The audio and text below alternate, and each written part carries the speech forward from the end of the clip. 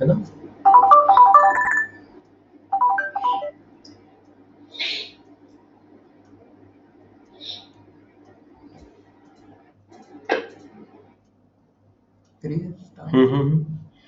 बंदे थोड़े है जाए पर नंबर 3 कई कुछ काफ़ी लोगों का रहिंदा होएगा, है ना।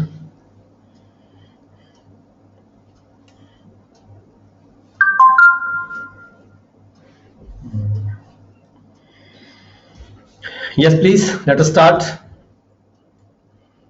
Today we will discuss paper number 3 Punjab tenancy act start चल रहा सी साडा। देखो आवाज सारी Punjab tenancy act 1887 chapter number 7 अपनी अपनी बुक्स खोलो जी। मेरे ख्याल आवाज चेक करो, मेरी आवाज आ रही है जी? नहीं आ रही सर, आ रही। Okay okay okay okay okay okay okay ठीक है ठीक है। गुड मॉर्निंग जी साਰਿਆਂ ਨੂੰ। ਤੇ ਅਸੀਂ ਅੱਜ ਸ਼ੁਰੂ ਕਰਨ ਲੱਗੇ ਆ paper number 3 Punjab tenancy act 1887 chapter number 7 jurisdiction and procedure। jurisdiction and procedure revenue officers the Ki jurisdiction ਹੁੰਦੀ ਹੈ ਤੇ ਕੀ ਪ੍ਰੋਸੀਜਰ ਹੁੰਦਾ ਵਰਕਿੰਗ ਦਾ, ਤੇ ਇਹਦੇ ਰਿਗਾਰਡਿੰਗ ਜਿਹੜਾ ਚੈਪਟਰ ਨੰਬਰ 7 ਹੈ ਪੰਜਾਬ ਟੈਨੈਂਸੀ ਐਕਟ ਦਾ ਉਹ ਨਿਕਾਲੋ। Section number 75 section 75 revenue officers. ਆਪਾਂ ਪੜ੍ਹ ਕੇ ਗਏ ਆ ਪਹਿਲਾਂ ਪੰਜਾਬ ਲੈਂਡ ਰੈਵਨਿਊ ਐਕਟ 1887 ਦੇ ਵਿੱਚ classes of the revenue officers. Section 6 ਪੜ੍ਹਿਆ ਸੀ ਅਸੀਂ, ਸ਼ਾਇਦ ਤੁਹਾਨੂੰ ਯਾਦ ਹੋਵੇਗਾ। ਸੈਕਸ਼ਨ 6 ਦੇ ਵਿੱਚ ਸੀਗਾ classes of the revenue officers. ਇਹਦੇ ਵਿੱਚ ਆ ਕੇ ਗੱਲ ਕਰ ਦਿੱਤੀ ਸਿੰਪਲ ਜੀ ਇਹਨਾਂ ਨੇ ਵੀ ਜੋ classes of the revenue officer Punjab land revenue act ਦੇ ਵਿੱਚ ਹੈਗੀਆਂ ਨੇ ਉਹੀ classes of the revenue officers. Classes of the revenue code same ਉਹ ਹੈਗੀਆਂ ਪੰਜਾਬ ਟੈਨੈਂਸੀ ਐਕਟ ਦੇ ਵਿੱਚ ਹੈਗੀਆਂ ਨੇ। ਜਿਨ੍ਹਾਂ ਜਿਨ੍ਹਾਂ ਅਧਿਕਾਰ ਖੇਤਰ ਹੈਗਾ, ਜਿਵੇਂ ਕਿ ਕਮਿਸ਼ਨਰ ਦਾ ਅਧਿਕਾਰ ਖੇਤਰ ਹੈਗਾ, FCR ਦਾ ਅਧਿਕਾਰ ਖੇਤਰ ਹੈ ਪੂਰੇ ਪੰਜਾਬ ਦੇ ਵਿੱਚ ਹੈਗਾ, ਤੇ ਕਮਿਸ਼ਨਰ ਦਾ ਅਧਿਕਾਰ ਪੂਰੀ ਆਪਣੀ ਡਿਵੀਜ਼ਨ ਦੇ ਵਿੱਚ ਅਧਿਕਾਰ ਖੇਤਰ ਹੁੰਦਾ ਹੈ। ਕਲੈਕਟਰ ਦਾ ਪੂਰੇ ਡਿਸਟ੍ਰਿਕਟ ਦੇ ਵਿੱਚ।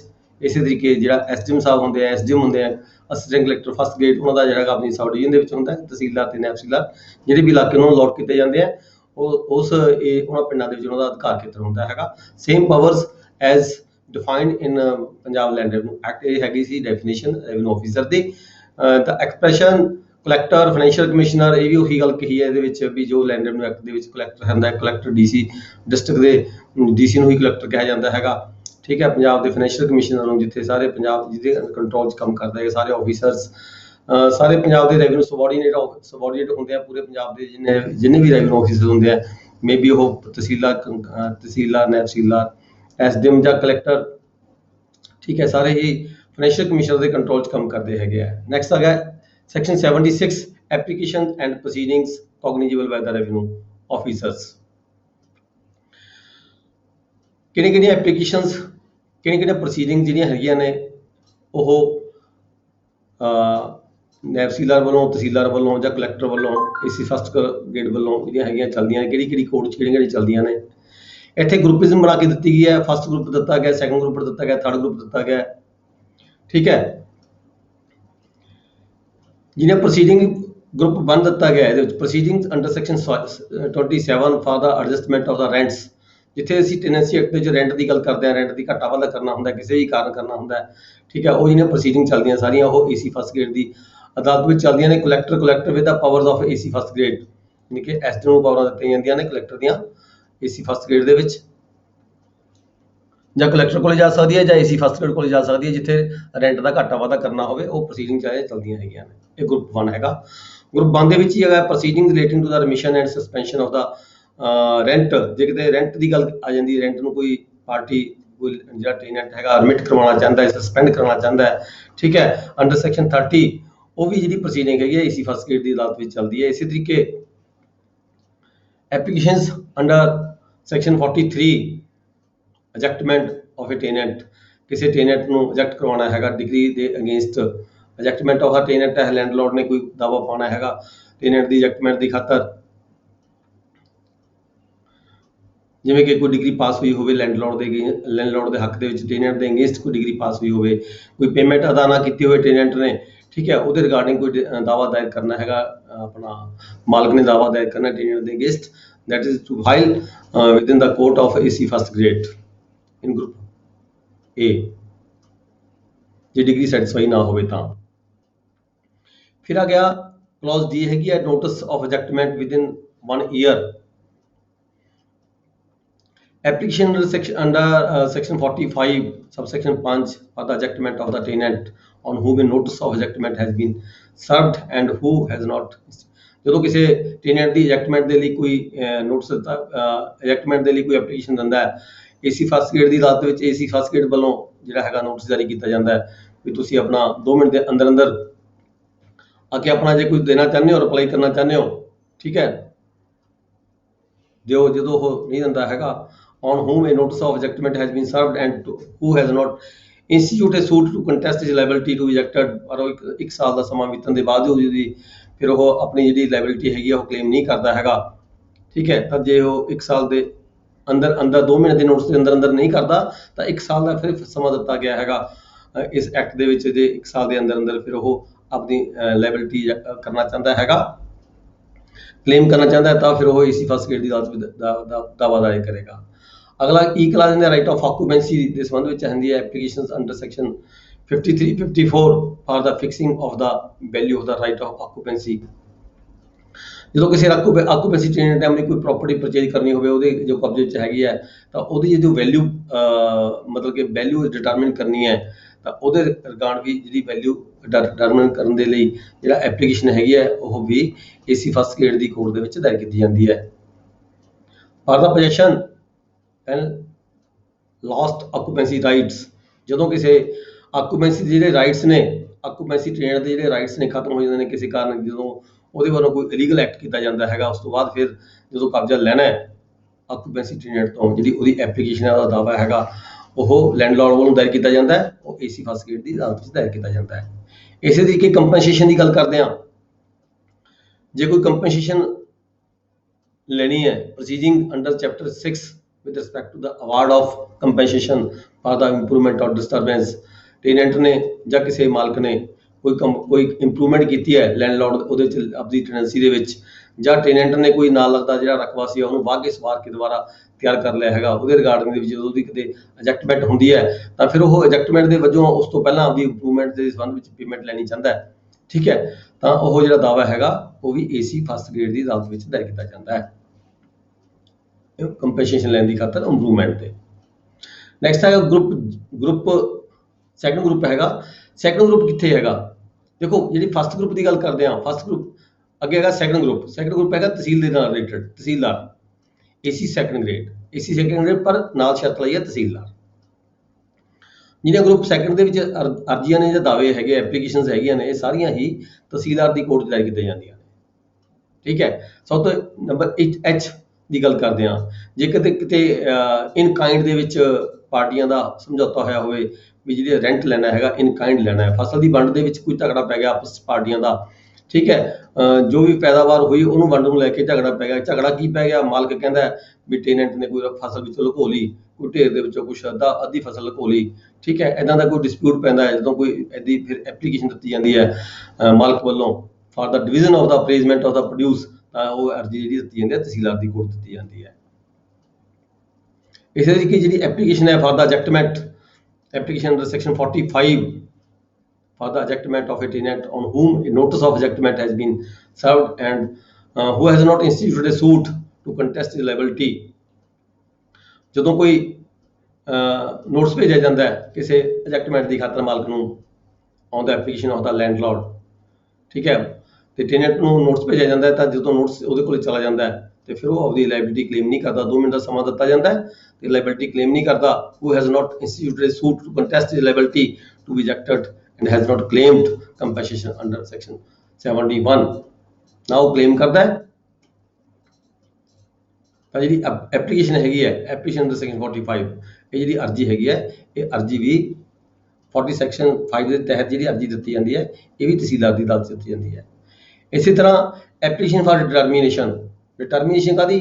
डिटर्मिनेशन जो वैल्यू कोई डिटरमिन करनी है, कोई कंपनसेशन डिटरमिन करनी है जी कि टेनेंट ने अदा करनी है या मालक ने लेनी है या मालक वालों कोई डिटर्मिनेशन हुई है, कोई इंप्रूवमेंट की डिटर्मिनेशन करनी है, कोई किसी काइंड ਦੇ ਵਿੱਚ ਕੋਈ ਡਿਟਰਮਿਨ ਕਰਨਾ है, कुछ भी मतलब कि फैसला करना है, अर्जी जी हैगी भी तुसी फैसला करो भी ਇਹ किन्नी अमाउंट बनती है, वैल्यू किन्नी बनती हैगी, किसी प्रॉपर्टी की वैल्यू डिटरमिन करनी है, ਜਿਹੜਾ ਹੈਗਾ टेनेंट ने बेचनी है प्रॉपर्टी ਤੇ लैंडलॉर्ड ने जे फर्स्ट प्रेफरेंस जी लैंडलॉर्ड ਨੂੰ ਦਿੱਤੀ ਜਾਂਦੀ ਹੈਗੀ ਹੈ। ठीक है, उस केस ਦੇ ਵਿੱਚ ਜਦੋਂ ਕੋਈ वैल्यू डिटरमिन करनी ਹੋਵੇ ਤਾਂ ਜੋ अर्जी भी ਜਿਹੜੀ ਹੈਗੀ ਹੈ ਤਹਿਸੀਲਦਾਰ ਦੀ ਅਦਾਲਤ 'ਚ ਦਿੱਤੀ ਜਾਂਦੀ ਹੈ। इसी तरीके under section 49 rent payable for the land occupied by the crops uncut, जो अनकट क्रॉप्स कोई होंगी है, अनगैदर्ड क्रॉप है, अनकट क्रॉप हैगी है, ठीक है, at the time of an order being made for the adjustment of a tenant.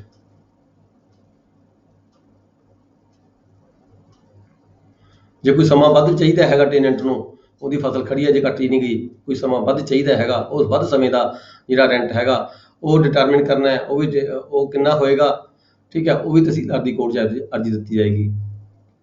ਜਾਂ फिर ਜਿਹੜਾ मालक हैगा उस वध समय के लिए ਜਾਂ ਉਹਦੇ ਵਜੋਂ ਜਿਹੜੀ कोई फसल कोई खेत है टेनेंट ने तैयार कर लिया, वाहन की खातर बीजन की खातर तैयार कर लिया, ਉਹਦੇ ਉੱਪਰ ਉਹਦਾ खर्चा हो गया। जे मालक चाहता है भी मैं यदि खर्चा देने ਨੂੰ ਤਿਆਰ ਹਾਂ, ਮੈਨੂੰ कब्जा होनी दवाया जाए, तो ਉਹਦੀ किन्नी अमाउंट हैगी है, वो किन्नी बनेगी, किन्नी पेमेंट ਜਿਹੜੀ ਹੈਗੀ है लैंडलॉर्ड वालों टेनेंट ਨੂੰ ਦਿੱਤੀ ਜਾਣੀ है, ਇੱਦਾਂ ਦੇ ਉਹਦੀ ਜਿਹੜੀ डिटरमिनेशन करनी है वो भी तहसीलदार वालों ही की जाएगी, तहसीलदार की अदालत 'ਚ अर्जी दी जाएगी। फिर है नेक्स्ट अंडर सेक्शन 49 और section 74 value of such crops or of the sum payable to the tenants for the labour and capital expended. ये आप गल कर चुके हो ही, जो कोई फसल बीजन के लिए ਜਿਹੜਾ ਹੈਗਾ ਏਰੀਆ ਤਿਆਰ ਕਰ ਲਿਆ ਹੋਵੇ ਤਾਂ ਉਹਦੀ ਜਿਹੜੀ ਕਿੰਨੀ ਪੇਮੈਂਟ ਦਿੱਤੀ ਜਾਣੀ ਬਣਦੀ ਹੈ ਮਾਲਕ ਵੱਲੋਂ ਟੇਨੈਂਟ ਨੂੰ। ਅੱਗੇ ਆ ਗਿਆ ਗਰੁੱਪ 3, ਥਰਡ ਗਰੁੱਪ ਦੇ ਵਿੱਚ ਜਿੰਨੀਆਂ ਵੀ ਅਰਜ਼ੀਆਂ ਦਿੱਤੀਆਂ ਜਾਂਦੀਆਂ ਨੇ ਇਹ ਸਾਰੀਆਂ ਅਰਜ਼ੀਆਂ ਨਾਇਬ ਤਹਿਸੀਲਦਾਰ ਦੀ ਕੋਰਟ ਦਿੱਤੀਆਂ ਜਾਂਦੀਆਂ ਨੇ। ਜਿਵੇਂ ਕਿ ਕਲਾਸ ਕੇ ਦੀ ਗੱਲ ਕਰਦੇ ਹਾਂ, applications under section 31 by the tenant to deposit rent. ठीक है, टेनेंट ਨੂੰ ਨਹੀਂ ਪਤਾ ਮੈਂ डिपॉजिट रेंट ਕਿੱਥੇ करना है, 2 ਮਾਲਕ 3 ਮਾਲਕ ਹੋ ਗਏ, ਅਸਲ ਮਾਲਕ ਦੀ ਡੈਥ ਹੋ ਜਾਂਦੀ ਹੈ ਤਾਂ ਮਾਲਕਾਂ ਵਿਚਕਾਰ ਡਿਸਪਿਊਟ ਕ੍ਰੀਏਟ ਹੋ ਜਾਂਦਾ ਹੈਗਾ, ਤਾਂ ਜਦੋਂ ਇੱਦਾਂ ਟੇਨੈਂਟ ਡਿਸਾਈਡ ਨਾ ਕਰ ਪਾਵੇ ਵੀ ਮੈਂ ਰੈਂਟ ਕਿਹਨੂੰ ਦੇਣਾ ਹੈਗਾ ਤਾਂ ਉਹ ਅਰਜ਼ੀ ਦੇਗਾ ਨਾਇਬ ਤਹਿਸੀਲਦਾਰ ਦੀ ਅਦਾਲਤ ਦੇ ਵਿੱਚ ਵੀ ਮੈਨੂੰ ਦੱਸੋ, ਉੱਥੇ ਪੇਮੈਂਟ ਜਮ੍ਹਾਂ ਕਰਵਾ ਦੇਗਾ। ਫਿਰ ਇਸੇ ਤਰੀਕੇ ਨੈਕਸਟ ਹੈਗਾ application under section 36 for the service of notice of relinquishment. ਜਦੋਂ ਕਿਤੇ ਨੋਟਿਸ ਭੇਜਣ ਦੀ ਗੱਲ ਕੀਤੀ ਜਾਂਦੀ ਹੈ, ਨੋਟਿਸ ਭੇਜਣਾ ਹੈਗਾ ਟੈਨੈਂਸੀ ਖਾਲੀ ਕਰਾਉਣ ਦੇ ਲਈ, ਮਾਲਕ ਵੱਲੋਂ ਨੋਟਿਸ ਦਿੱਤਾ ਜਾਂਦਾ ਹੈ ਟੇਨੈਂਟ ਨੂੰ, ਤਾਂ ਨੋਟਿਸ ਦੇਣ ਦੇ ਲਈ ਜਿਹੜਾ ਹੈਗਾ ਨੋਟਿਸ ਨਾਇਬ ਤਹਿਸੀਲਦਾਰ ਵੱਲੋਂ ਭੇਜਿਆ ਜਾਏਗਾ, ਨਾਇਬ ਤਹਿਸੀਲਦਾਰ ਨੂੰ ਅਰਜ਼ੀ ਦੇਗਾ ਜਿਹੜਾ ਮਾਲਕ ਹੈਗਾ। ਰੀਜ਼ਨ ਕੋਈ ਵੀ ਹੋ ਸਕਦਾ ਹੈ ਵੀ ਮੈਂ ਟੈਨੈਂਸੀ ਖਾਲੀ ਕਰਨੀ ਆ, ਰੀਜ਼ਨ ਹੈਗੇ ਨੇ, ਆਪਦੇ ਰੀਜ਼ਨ ਦੱਸਦੇ ਹੋਏ ਅਰਜ਼ੀ ਦੇਗਾ ਵੀ ਤੁਸੀਂ ਉਹਨੂੰ ਨੋਟਿਸ ਭੇਜ ਦਿਓ, ਨੋਟਿਸ ਵੀ ਨਾਇਬ ਤਹਿਸੀਲਦਾਰ ਵੱਲੋਂ ਭੇਜਿਆ ਜਾਏਗਾ। ਫਿਰ ਨੈਕਸਟ ਹੈਗਾ ਫਿਰ ਐਪਲੀਕੇਸ਼ਨ, ਇੱਕ ਉਹ ਵੀ ਨੋਟਿਸ ਸੰਬੰਧੀ ਹੈ, service of notice of the adjustment.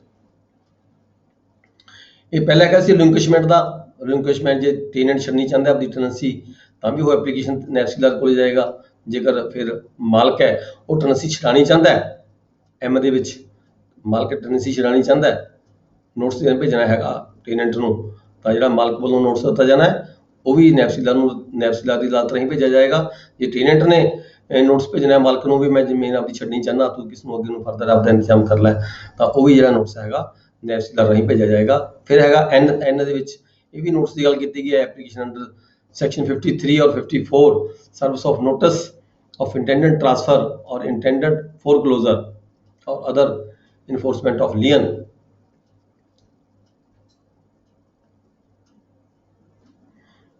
जो कोई टेनेंट जिहड़ा हैगा अगे ट्रांसफर करना चाहे या बंद करना चाहे अपना जिहड़ा लैन देन हैगा, फोरक्लोज करना चाहे और अदर इन्फोर्समेंट ऑफ लियन, ਤਾਂ ਇਹਨਾਂ ਕੇਸਾਂ 'ਚ ਜਿੰਨੀਆਂ ਵੀ ਅਰਜ਼ੀਆਂ ਹੈਗੀਆਂ ਨੇ ਇੱਦਾਂ ਦੀਆਂ ਇਹ ਸਾਰੀਆਂ ਨਾਇਬ ਤਹਿਸੀਲਦਾਰ ਦੀ ਅਦਾਲਤ ਵਿੱਚ ਪੇਸ਼ ਕੀਤੀਆਂ ਜਾਣਗੀਆਂ।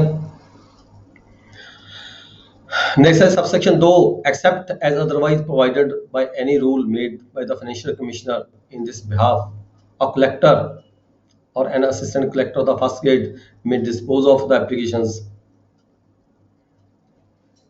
and proceedings mentioned in subsection 1 सबसैक्शन 1 ਦੀ ਮਤਲਬ ਗੱਲ ਕੀਤੀ ਹੈ ਉਸਨੇ ਵੀ ਜਿਹੜਾ ਕਲੈਕਟਰ ਹੈ ਜਾਂ ਅਸਿਸਟੈਂਟ ਕਲੈਕਟਰ ਫਸਟ ਗ੍ਰੇਡ ਹੈਗਾ ਉਹ ਗਰੁੱਪ 1 ਗਰੁੱਪ 2 ਗਰੁੱਪ 3 ਸਾਰੀਆਂ ਹੀ ਅਰਜ਼ੀਆਂ ਨੂੰ ਇੰਟਰਟੇਨ ਕਰ ਸਕਦੇ ਆ। ਠੀਕ ਹੈ, ਗਰੁੱਪ 1 ਦੇ ਵਿੱਚ ਤਿੰਨੇ ਗਰੁੱਪ ਆ ਜਾਂਦੇ ਨੇ, ਸੈਕਸ਼ਨ 1 ਦੇ ਵਿੱਚ ਤਿੰਨੇ ਗਰੁੱਪ ਆ ਜਾਂਦੇ ਨੇ, ਗਰੁੱਪ 1 ਵੀ ਆ ਜਾਂਦਾ ਹੈ, ਗਰੁੱਪ 2 ਵੀ ਆ ਜਾਂਦਾ, ਗਰੁੱਪ 3 ਵੀ ਆ ਜਾਂਦਾ ਹੈ। ਮਤਲਬ ਕਲੈਕਟਰ ਕੋਲੇ ਜਾਂ ਅਸਿਸਟੈਂਟ ਕਲੈਕਟਰ ਫਸਟ ਗ੍ਰੇਡ ਕੋਲੇ ਪਾਵਰਾਂ ਨੇ, ਬੇਸ਼ੱਕ ਉਹ ਗਰੁੱਪ 1 ਦੀਆਂ ਐਪਲੀਕੇਸ਼ਨ ਡੀਲ ਕਰਦੇ ਆ ਪਰ ਗਰੁੱਪ 2 ਤੇ ਗਰੁੱਪ 3 ਦੀਆਂ ਪਾਵਰਾਂ ਨੂੰ ਯੂਜ਼ ਕਰਨ ਤੋਂ ਰੋਕਿਆ ਨਹੀਂ ਗਿਆ। ਕਲੈਕਟਰ ਜਾਂ ਅਸਿਸਟੈਂਟ ਕਲੈਕਟਰ ਫਸਟ ਗ੍ਰੇਡ ਤਿੰਨੇ ਗਰੁੱਪਾਂ ਦੀਆਂ ਜਿਹੜੀਆਂ ਐਪਲੀਕੇਸ਼ਨ ਹੈਗੀਆਂ ਉਹਨੂੰ ਇੰਟਰਟੇਨ ਕਰ ਸਕਦੇ ਆ।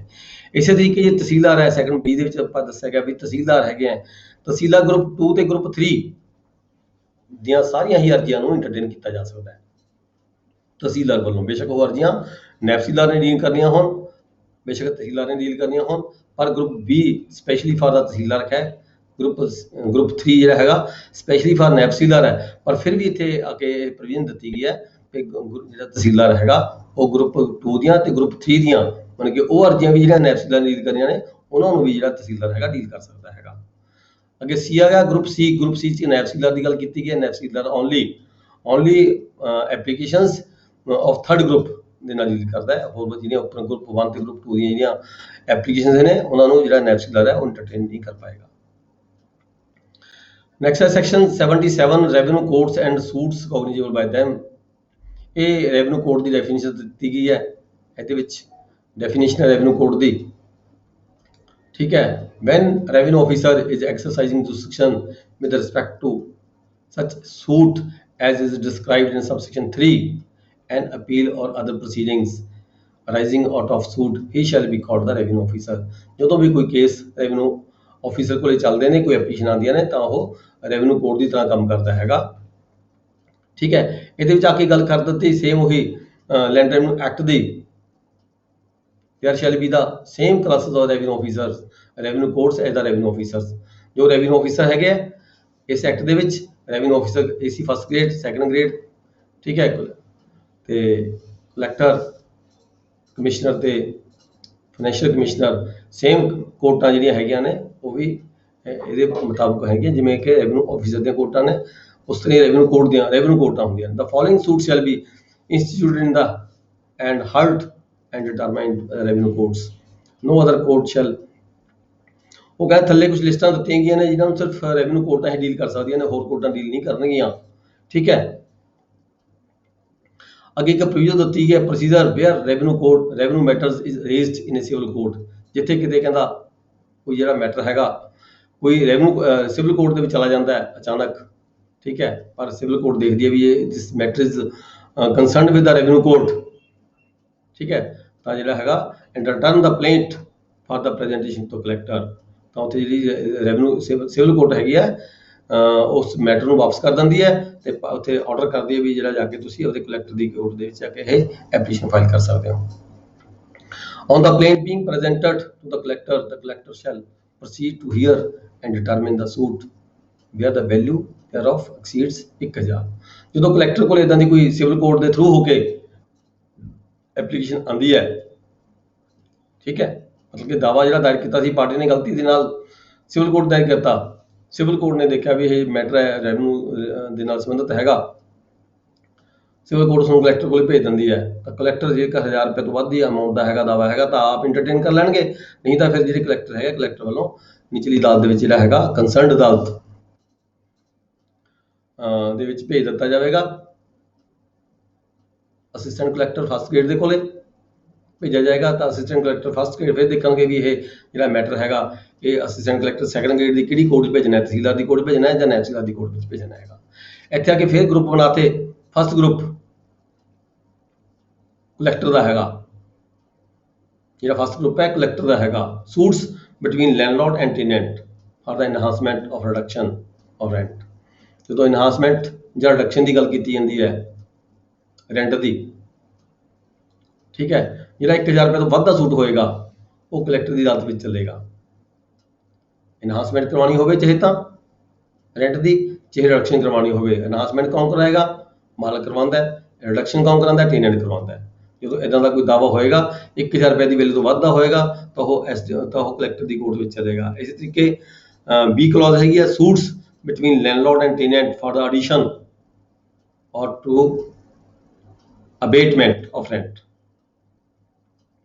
ਰੈਂਟ ਦੀ ਮਾਫੀ ਲਈ ਜਾਂ ਰੈਂਟ ਦਾ ਵਧਾਉਣ ਦੇ ਲਈ। ਅੰਡਰ ਸੈਕਸ਼ਨ 28 ਔਰ ਕਮਿਊਟੇਸ਼ਨ ਫਾਰ ਦਾ ਰੈਂਟ, ਜਾਂ ਰੈਂਟ ਨੂੰ ਕਮਿਊਟ ਕਰਵਾਉਣਾ ਹੋਵੇ। ਰੈਂਟ ਦੋ ਤਿੰਨ ਕਿਸਮਾਂ 'ਚ ਹੋਵੇ, ਕਦੇ ਲੈਂਡ ਜਿਹੜਾ ਰੈਂਟ ਹੈ ਇਨ ਕਾਇੰਡ ਦੇਣਾ ਹੋਵੇ, ਜਾਂ ਰੈਂਟ ਅੱਧਾ ਕਾਇੰਡ ਦੇਣਾ ਹੋਵੇ, ਅੱਧਾ ਕੈਸ਼ ਦੇਣਾ ਹੋਵੇ, ਠੀਕ ਹੈ, ਜਾਂ ਰੈਂਟ ਸਾਰਾ ਹੀ ਕੈਸ਼ ਦੇਣਾ ਹੋਵੇ। ਉੱਥੇ ਮਾਲਕ ਟੀਨੈਂਟ ਕਹੇ ਮੇਰੇ ਕੋਲ ਤਾਂ ਕੋਈ ਪੈਦਾਵਾਰ ਨਹੀਂ ਹੋਈ ਹੈਗੀ ਇੱਦਾਂ ਦੀ ਵੀ ਮੇਰਾ ਜਿਹੜਾ ਰੈਂਟ ਹੈਗਾ ਇਹ ਤਬਦੀਲ ਕਰਕੇ ਕੈਸ਼ ਦੀ ਥਾਂ ਤੇ ਇਹ ਕਾਇੰਡ ਤਬਦੀਲ ਕੀਤਾ ਜਾਵੇ, ਠੀਕ ਹੈ, ਇੱਦਾਂ ਦੀ ਕੋਈ ਅਰਜ਼ੀ ਦਿੱਤੀ ਜਾਂਦੀ ਹੈ, ਕੋਈ ਦਾਅਵਾ ਕੀਤਾ ਜਾਂਦਾ ਹੈ, ਜਿਹੜਾ ਇਹ ਹੈਗਾ ਇਹ ਵੀ ਕਲੈਕਟਰ ਦੀ ਅਦਾਲਤ 'ਚ ਤੈਅ ਕੀਤਾ ਜਾਵੇਗਾ। Next है suit under section 34, determination of rent or other sum on the expiration of the term of an assessment of land revenue.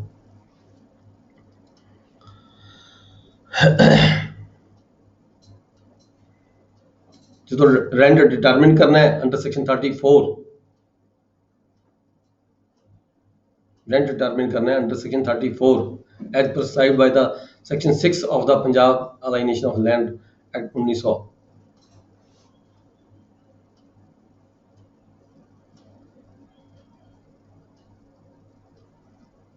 ਜਦੋਂ ਕੁਝ ਟਰਮ ਹੁੰਦੀ ਹੈ ਲੈਂਡ ਰੈਵਨਿਊ ਅਸੈਸ ਕਰਨ ਦੀ, ਉਹ ਨਿਕਲ ਜਾਂਦੀ ਹੈ। ਜਿੱਥੇ ਕਿਤੇ ਜਿਹੜਾ ਅਸੈਸਮੈਂਟ ਹੁੰਦੀ ਹੈ ਟਰਮ ਟੂ ਟਰਮ ਹੁੰਦੀ ਹੈ, ਠੀਕ ਹੈ, ਪਰ ਅਸੈਸਮੈਂਟ ਸਮੇਂ ਸਿਰ ਨਹੀਂ ਹੋ ਪਾਉਂਦੀ, ਅਸੈਸਮੈਂਟ ਦੀ ਟਰਮ ਨਿਕਲ ਜਾਂਦੀ ਹੈ। ਜਿਹੜਾ ਅਸੈਸਮੈਂਟ ਦੇ ਬੇਸ ਦੇ ਉੱਪਰ ਜਿੱਥੇ ਲੈਂਡ ਰੈਵਨਿਊ ਹੁੰਦਾ ਹੈਗਾ, ਪਰ ਅਸੈਸਮੈਂਟ ਦੀ ਟਰਮ ਨਿਕਲ ਜਾਣ ਤੋਂ ਬਾਅਦ ਫਿਰ ਜਿਹੜਾ ਲੈਂਡ ਰੈਵਨਿਊ ਹੈਗਾ ਰੈਂਟ ਡਿਟਰਮਿਨ ਕਰਨਾ ਹੈ, ਠੀਕ ਹੈ, ਉਹ ਜਿਹੜਾ ਦਾਅਵਾ ਹੈਗਾ ਉਹ ਵੀ ਕਲੈਕਟਰ ਦੀ ਅਦਾਲਤ ਵਿੱਚ ਚਲੇਗਾ। ਨੈਕਸਟ ਹੈ ਸੈਕੰਡ ਗਰੁੱਪ ਹੈਗਾ ਜਿੱਥੇ 1000 ਰੁਪਏ ਤੱਕ ਦੇ ਦਾਅਵੇ ਦੀ ਗੱਲ ਕੀਤੀ ਗਈ ਹੈ।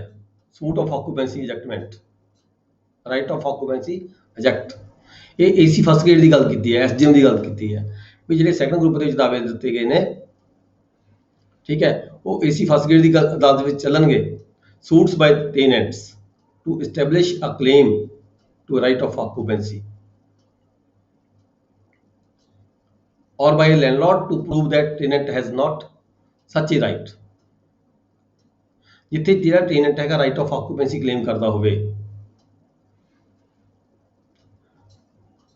Tenant right of occupancy claim ਕਰਦਾ ਹੋਵੇ, suits by tenant to establish a claim to right of occupancy or by landlord to prove that tenant has not right of occupancy. ਤੇ ਲੈਂਡਲॉर्ड ਕਹਿੰਦਾ ਹੋਵੇ ਕਿ ਜਿਹੜਾ ਦਾ ਰਾਈਟ ਆਫ ਆਕੂਪੈਂਸੀ ਨਹੀਂ ਮੰਨਦਾ ਹੈਗਾ, ਉਹ ਜਿਵੇਂ ਆਪਾਂ ਸੈਕਸ਼ਨ 5 ਪੜ੍ਹ ਕੇ ਗਏ ਸੀਗੇ ਟੈਨੈਂਸੀ ਐਕਟ ਦਾ, ਵੀ ਜਿਹੜੇ ਆਕੂਪੈਂਸੀ ਟੈਨੈਂਟ ਕਿਹੜੇ ਹੁੰਦੇ ਆ, ਉਹਦੇ ਮੁਤਾਬਕ ਕੋਈ ਕੰਟੈਸਟ ਕਰਦਾ ਹੋਵੇ, ਕੋਈ ਝਗੜਾ ਹੋਵੇ ਪਾਰਟੀਆਂ ਦਾ ਆਪਸ ਦੇ ਵਿੱਚ ਟੈਨੈਂਟ ਦਾ ਤੇ ਲੈਂਡਲॉर्ड ਦਾ, ਤਾਂ ਜਿਹੜਾ ਉਹ ਦਾਅਵਾ ਹੈਗਾ ਉਹ ਏਸੀ ਫਸਟ ਗ੍ਰੇਡ ਦੀ ਅਦਾਲਤ ਵਿੱਚ ਚੱਲੇਗਾ। ਜੇ 1000 ਰੁਪਏ ਤੱਕ ਦੇ ਦਾਅਵੇ ਚੱਲਦੇ ਆ, ਐਸਡੀਐਮ ਕੋਲ ਜਿਹੜੀ ਜੁਰਿਸਡਿਕਸ਼ਨ ਹੈਗੀ ਹੈ ਪੈਕੂਨਰੀ ਜੁਰਿਸਡਿਕਸ਼ਨ ਜਿਹਨੂੰ ਆਪਾਂ ਕਹਿ ਦਈਏ, ਪੈਕੂਨਰੀ ਜੁਰਿਸਡਿਕਸ਼ਨ ਐਸਡੀਐਮ ਕੋਲੇ 1000 ਰੁਪਏ ਤੱਕ ਦੀ ਹੈ। ਜੇ ਦਾਅਵਾ 1000 ਰੁਪਏ ਤੋਂ ਉੱਪਰ ਦਾ ਹੈ, ਬੇਸ਼ੱਕ ਇਹੀ ਨੇਚਰ ਦਾ ਦਾਅਵਾ ਹੈਗਾ, ਤਾਂ ਡੀਸੀ ਦੀ ਅਦਾਲਤ ਵਿੱਚ ਚਲਾ ਜਾਂਦਾ ਹੈ। ਨੈਕਸਟ ਹੈ ਈ suits by landlord or eject to eject a tenant. ਜਦੋਂ ਕੋਈ ਲੈਂਡਲॉर्ड ਨੇ ਕਿਸੇ ਟੈਨੈਂਟ ਨੂੰ ਐਜੈਕਟ ਕਰਨ ਦੀ ਖਾਤਰ ਕੋਈ ਦਾਅਵਾ ਦਾਇਰ ਕਰਨਾ ਹੈ, ਠੀਕ ਹੈ, ਤਾਂ ਵੀ ਏਸੀ ਫਸਟ ਗ੍ਰੇਡ ਦੀ ਅਦਾਲਤ ਚੱਲੇਗਾ। ਇਸੇ ਤਰੀਕੇ ਸੂਟਸ ਬਾਈ ਟੈਨੈਂਟ, ਜਦੋਂ ਕਿਸੇ ਟੈਨੈਂਟ ਨੇ ਸੂਟ ਦਾਇਰ ਕਰਨਾ ਹੋਵੇ under section 45 to contest liability to ejectment. ਜਦੋਂ ਕਿਸੇ ਟੈਨੈਂਟ ਨੂੰ ਕਿਸੇ ਮਾਲਕ ਵੱਲੋਂ ਜਿਹੜਾ ਨੋਟਿਸ ਜਾਰੀ ਕੀਤਾ ਜਾਂਦਾ ਹੈ, ਨੋਟਿਸ ਜਾਰੀ ਕਿਹਦੇ ਵੱਲੋਂ ਹੁੰਦਾ ਹੈ, ਨੋਟਿਸ ਜਾਰੀ ਹੁੰਦਾ ਨੈਬ ਸੀਲਰ ਵੱਲੋਂ on the application of the party. ਜਦੋਂ ਕਿਸੇ ਪਾਰਟੀ ਕੋਲੇ, ਜਦੋਂ ਕਿਸੇ ਟੈਨੈਂਟ ਕੋਲੇ ਨੋਟਿਸ ਚਲਾ ਜਾਂਦਾ ਹੈ, ਤਾਂ ਨੋਟਿਸ ਤੋਂ ਬਾਅਦ ਉਹ ਪਾਰਟੀ ਨੂੰ ਕਿਹਾ ਜਾਂਦਾ ਵੀ ਜੇ ਤੇਰੇ ਕੋਲੇ ਕੋਈ ਤੂੰ ਆਪਣੀ ਇਸ ਨੂੰ ਐਜੈਕਟਮੈਂਟ ਦੀ ਲਾਇਬਿਲਿਟੀ ਨੂੰ ਜੇ ਤੂੰ ਕੰਟੈਸਟ ਕਰਨਾ ਚਾਹੁੰਦਾ ਹੈ, ਤੂੰ ਕੰਸਰਨਡ ਕੋਰਟ ਦੇ ਵਿੱਚ ਜਾ ਕੇ ਆਪਣਾ ਦਾਅਵਾ ਦਾਇਰ ਕਰ ਸਕਦਾ ਹੈ, ਠੀਕ ਹੈ। ਐਜੈਕਟਮੈਂਟ ਨੂੰ ਡਿਫੈਂਡ ਕਰਨਾ ਚਾਹੁੰਦਾ ਹੈ, ਤਾਂ ਨੋਟਿਸ ਮਿਲਣ ਤੋਂ ਬਾਅਦ ਜੇ ਕੋਈ ਦਾਅਵਾ ਦਾਇਰ ਕਰਦਾ ਹੈਗਾ, ਕੰਟੈਸਟ ਕਰਦਾ ਆਪਣੀ ਜਿਹੜੀ ਲਾਇਬਿਲਿਟੀ ਹੈਗੀ ਹੈ, ਉਹ ਦਾਅਵਾ ਟੈਨੈਂਟ ਵੱਲੋਂ ਦਾਇਰ ਕੀਤਾ ਜਾਵੇਗਾ, ਐਸਡੀਐਮ ਦੀ ਕੋਰਟ ਦਾਇਰ ਕੀਤਾ ਜਾਵੇਗਾ, ਏਸੀ ਫਸਟ ਗ੍ਰੇਡ ਦੀ ਕੋਰਟ ਦਾਇਰ ਕੀਤਾ ਜਾਵੇਗਾ। ਨੈਕਸਟ ਹੈ ਸੂਟਸ ਬਾਈ ਟੈਨੈਂਟ ਜੀ, suits by tenant under section 50 for the recovery of possession, for the recovery of possession or occupancy or for the compensation or for the both. ਜਦੋਂ ਕਿਸੇ tenant ਨੂੰ ਕਿਸੇ ਗਲਤ ਤਰੀਕੇ ਦੇ ਨਾਲ ਐਜੈਕਟਮੈਂਟ ਕਰ ਦਿੱਤੀ ਜਾਵੇ, ਤਾਂ ਉਹਨੇ ਦੁਬਾਰਾ ਵਾਪਸ ਆਪਦਾ ਜਿਹੜੀ ਹੈਗੀ ਹੈ ਆਪਦੀ ਜਿਹੜਾ ਕਲੇਮ ਪੋਜੀਸ਼ਨ ਦੁਬਾਰਾ ਲੈਣਾ ਹੋਵੇ, ਜਾਂ ਫਿਰ ਉਹਦਾ ਕੋਈ ਕੰਪਨਸੇਸ਼ਨ ਡਿਊ ਹੋਵੇ, ਠੀਕ ਹੈ, ਉਹਦਾ ਕੋਈ ਕੰਪਨਸੇਸ਼ਨ ਡਿਊ ਹੋਵੇ ਜਾਂ ਦੋਨੋਂ ਚੀਜ਼ਾਂ ਡਿਊ ਹੋਣ, ਤਾਂ ਇਹ ਜਿਹੜਾ ਦਾਅਵਾ ਹੈਗਾ ਟੈਨੈਂਟ ਵੱਲੋਂ ਦਾਇਰ ਕੀਤਾ ਜਾਵੇਗਾ। ਟੈਨੈਂਟ ਵੱਲੋਂ ਜਿਹੜਾ ਦਾਵਾ ਦਾਇਰ ਹੋਏਗਾ ਇਹ ਤਹਿਸੀਲਦਾਰ ਦੀ ਨਾ ਏਸੀ ਫਸਟ ਗ੍ਰੇਡ ਦੀ ਅਦਾਲਤ ਵਿੱਚ ਦਾਇਰ ਕੀਤਾ ਜਾਵੇਗਾ। ਨੈਕਸਟ ਹੈ H, clause H, suits by landlord. जो लैंडलॉर्ड ने कोई दावा दायर करना है to set aside a transfer made by right of occupancy, कोई ट्रांसफर कर दिंदा है ऑक्यूपेंसी टेनेंट, क्योंकि सब तो पहला जो प्रेफरेंस राइट है वो लैंडलॉर्ड का हैगा। जे किसी टेनेंट ने कोई प्रॉपर्टी ऑक्यूपेंसी टेनेंट ने कोई प्रॉपर्टी ट्रांसफर करनी है, टेनेंसी ट्रांसफर करनी है, तो सब तो पहला जी हैगी ऑफर दी जाएगी लैंडलॉर्ड नूं।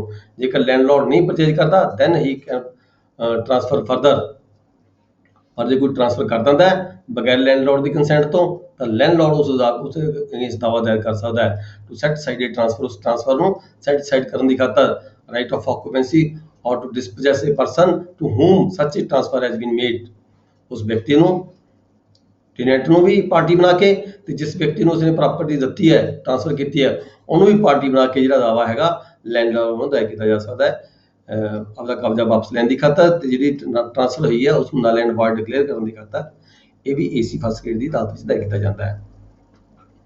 ਨੈਕਸਟ ਹੈ clause I, any other suit, ਕੋਈ ਹੋਰ ਮੁਕੱਦਮਾ between landlord and tenant arising out of the lease or conditions on which the tenancy is held. ਜਦੋਂ ਕੋਈ ਪਾਰਟੀਆਂ ਦੇ ਵਿਚਕਾਰ ਜੋ ਲੀਜ਼ ਡੀਡ ਹੋਈ ਹੁੰਦੀ ਹੈ ਉਸ ਲੀਜ਼ ਡੀਡ ਦੇ ਅਕੋਰਡਿੰਗ ਕੋਈ ਇਲੀਗਲ ਐਕਟ ਕੀਤਾ ਜਾਂਦਾ ਕਿਸੇ ਪਾਰਟੀ ਵੱਲੋਂ, ਚਾਹੇ ਲੈਂਡਲॉर्ड ਵੱਲੋਂ ਚਾਹੇ ਟੈਨੈਂਟ ਵੱਲੋਂ, ਤਾਂ ਜਿਹੜਾ ਦਾਵਾ ਹੈਗਾ ਉਹ ਏਸੀ ਫਸਟ ਗ੍ਰੇਡ ਦੀ ਅਦਾਲਤ ਵਿੱਚ ਚੱਲੇਗਾ, ਚਾਹੇ ਲੈਂਡਲॉर्ड ਨੇ ਪਾਣਾ ਹੋਵੇ ਚਾਹੇ ਟੈਨੈਂਟ ਨੇ ਪਾਣਾ ਹੋਵੇ। ਨੈਕਸਟ ਹੈ suits for the sums payable on account of village cess or village expenses.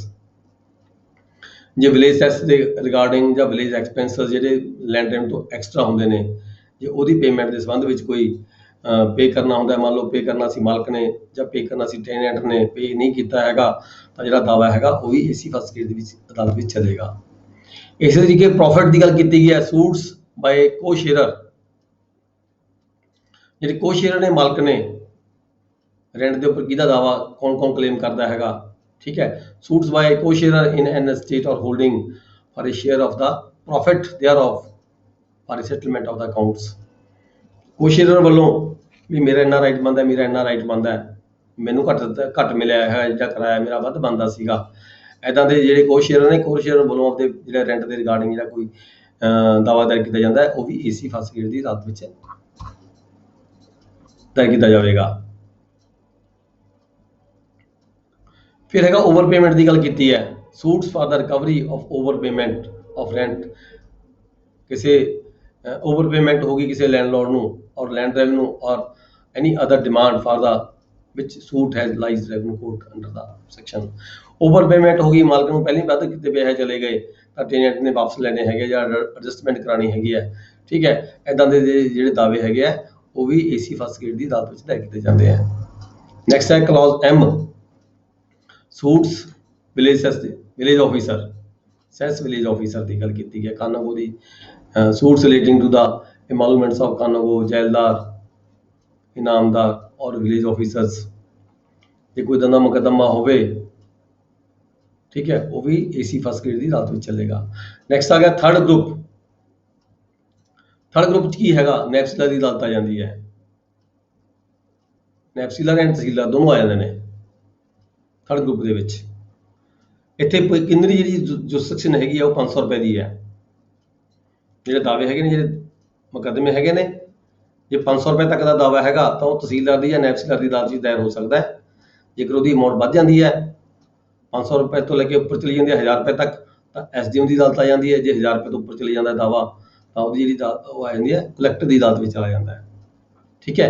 ये जो ग्रुप बनाए ने ये किन्नरी जुरिसडिक्शन को मुख रख के बनाए गए हैं।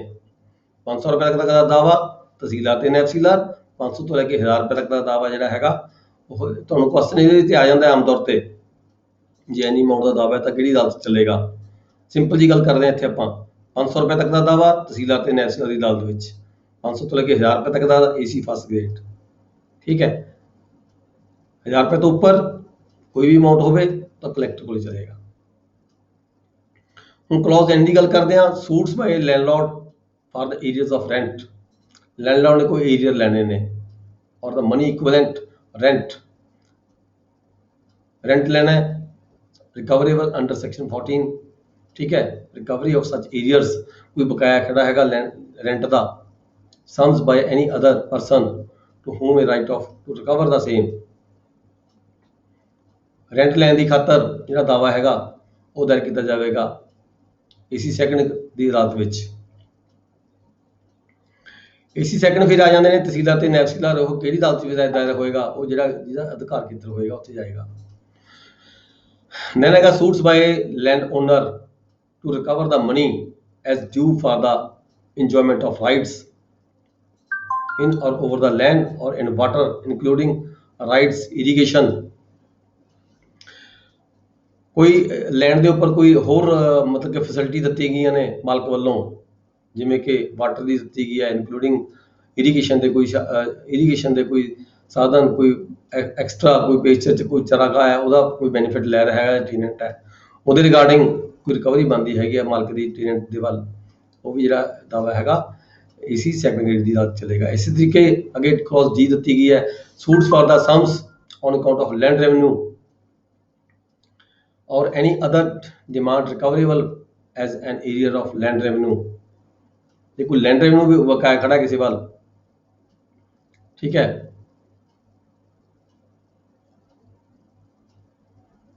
या एरिया है लैंड रेवेन्यू का अंडर एनी एनैक्टमेंट, तो ये ਜਿਹੜਾ ਦਾਵਾ ਹੈਗਾ लैंड रेवेन्यू प्राप्त करना हैगा ਜੇਕਰ ਪਾਰਟੀਆਂ ਦਾ ਡਿਸਪਿਊਟ ਪਾਰਟੀਆਂ ਦੇ ਵਿਚਕਾਰ ਸਮਝੌਤਾ ਹੋਇਆ ਹੋਇਆ ਹੈ, ਠੀਕ ਹੈ, ਵੀ ਜਿਹੜਾ land revenue as a rent equal to the amount of land revenue भी ਜਿਹੜਾ ਟੈਨੈਂਟ ਨੇ ਅਦਾ ਕਰਨਾ ਹੈ, ਪਰ ਟੈਨੈਂਟ ਵੱਲੋਂ ਅਦਾ ਨਹੀਂ ਕੀਤਾ ਜਾ ਰਿਹਾ, ਤਾਂ ਜਿਹੜਾ ਇਹਦਾ ਦਾਵਾ ਹੈਗਾ ਇਹ ਵੀ AC ਸੈਕੰਡ ਗ੍ਰੇਡ ਦੀ ਅਦਾਲਤ ਵਿੱਚ ਦਾਇਰ ਕੀਤਾ ਜਾਵੇਗਾ।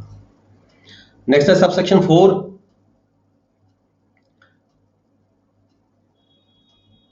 ਇਹਦੇ ਵਿੱਚ ਅੱਗੇ ਗੱਲ ਕਰ ਦਿੱਤੀ ਵੀ collector may hear and determine any of the suits mention in subsection 3, ਯਾਨੀ ਕਿ ਗਰੁੱਪ 1 ਗਰੁੱਪ 2 ਤੇ ਗਰੁੱਪ 3 ਜਿਹੜੇ ਦਿੱਤੇ ਗਏ ਨੇ। ਇੱਥੇ ਆ ਕੇ ਫਿਰ ਜਿਵੇਂ ਆਪਾਂ ਪਹਿਲਾਂ ਗੱਲ ਕਰਕੇ ਗਏ ਸੀਗੇ,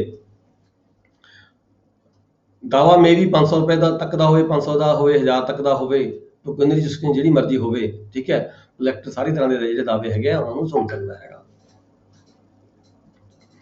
ਇਸੇ ਤਰੀਕੇ ਅਸਿਸਟੈਂਟ ਕਲੈਕਟਰ ਫਸਟ ਗ੍ਰੇਡ ਜਿਹੜੇ ਹੈਗੇ ਆ, ਅਸਿਸਟੈਂਟ ਕਲੈਕਟਰ ਫਸਟ ਗ੍ਰੇਡ ਜਿਹੜੇ ਦਾਅਵੇ ਗਰੁੱਪ B ਦੇ ਦਾ ਸੁਣਦੇ ਆ, ਉਹ ਜਿਹੜਾ ਗਰੁੱਪ ਜਿਹੜਾ ਥਰਡ ਹੈਗਾ, ਥਰਡ ਗਰੁੱਪ ਦੇ ਦਾਅਵੇ ਵੀ AC ਫਸਟ ਗ੍ਰੇਡ ਵੱਲੋਂ ਸੁਣੇ ਜਾ ਸਕਦੇ ਆ। मतलब कलैक्टर वालों ਤਿੰਨੇ ग्रुपों के दावे सुने जा सकते हैं।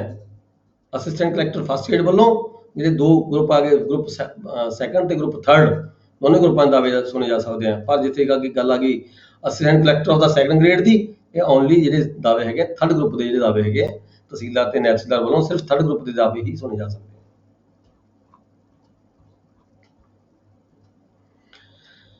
Next Agha administrative control Section 78, Superintendent Control of the Revenue Officers and Revenue Codes।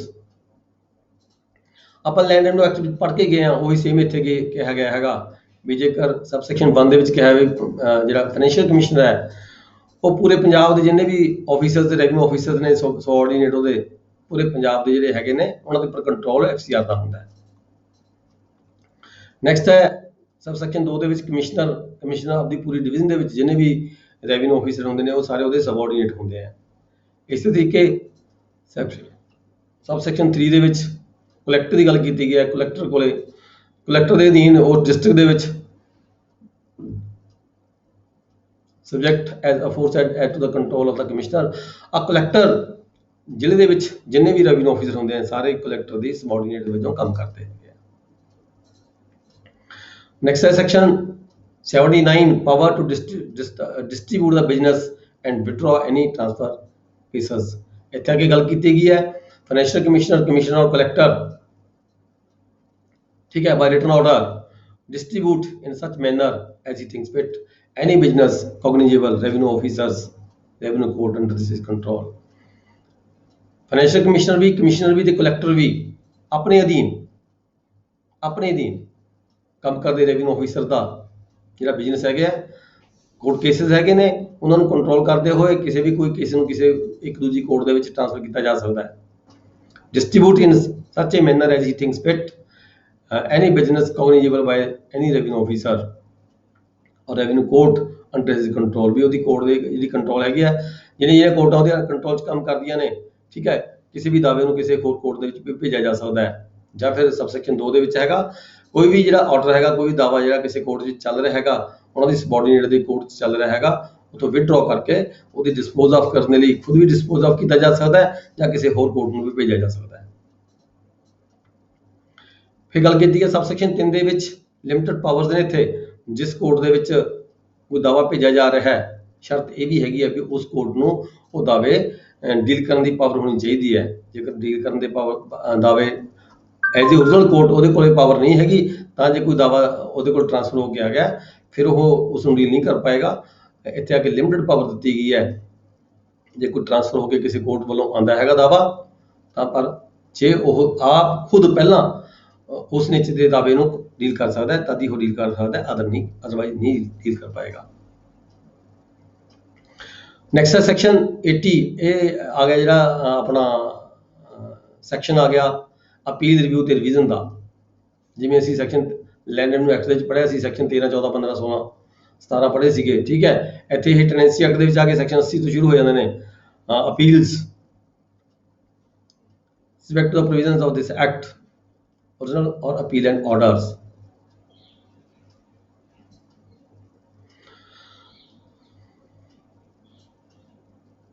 ਜਿਹੜੀ ਕਲੈਕਟਰ ਦੀ ਅਦਾਲਤ ਹੈਗੀ ਹੈ, ਇਹ ਕਲੌਜ਼ ਦੇ ਵਿੱਚ ਦੱਸਿਆ ਗਿਆ ਟੂ ਦਾ ਕਲੈਕਟਰ ਕਿੱਥੇ ਅਪੀਲ ਦਾਇਰ ਹੋਏਗੀ, ਕਲੈਕਟਰ ਕੋਲੇ ਅਪੀਲ ਦਾਇਰ ਹੋਏਗੀ। ਕਦੋਂ?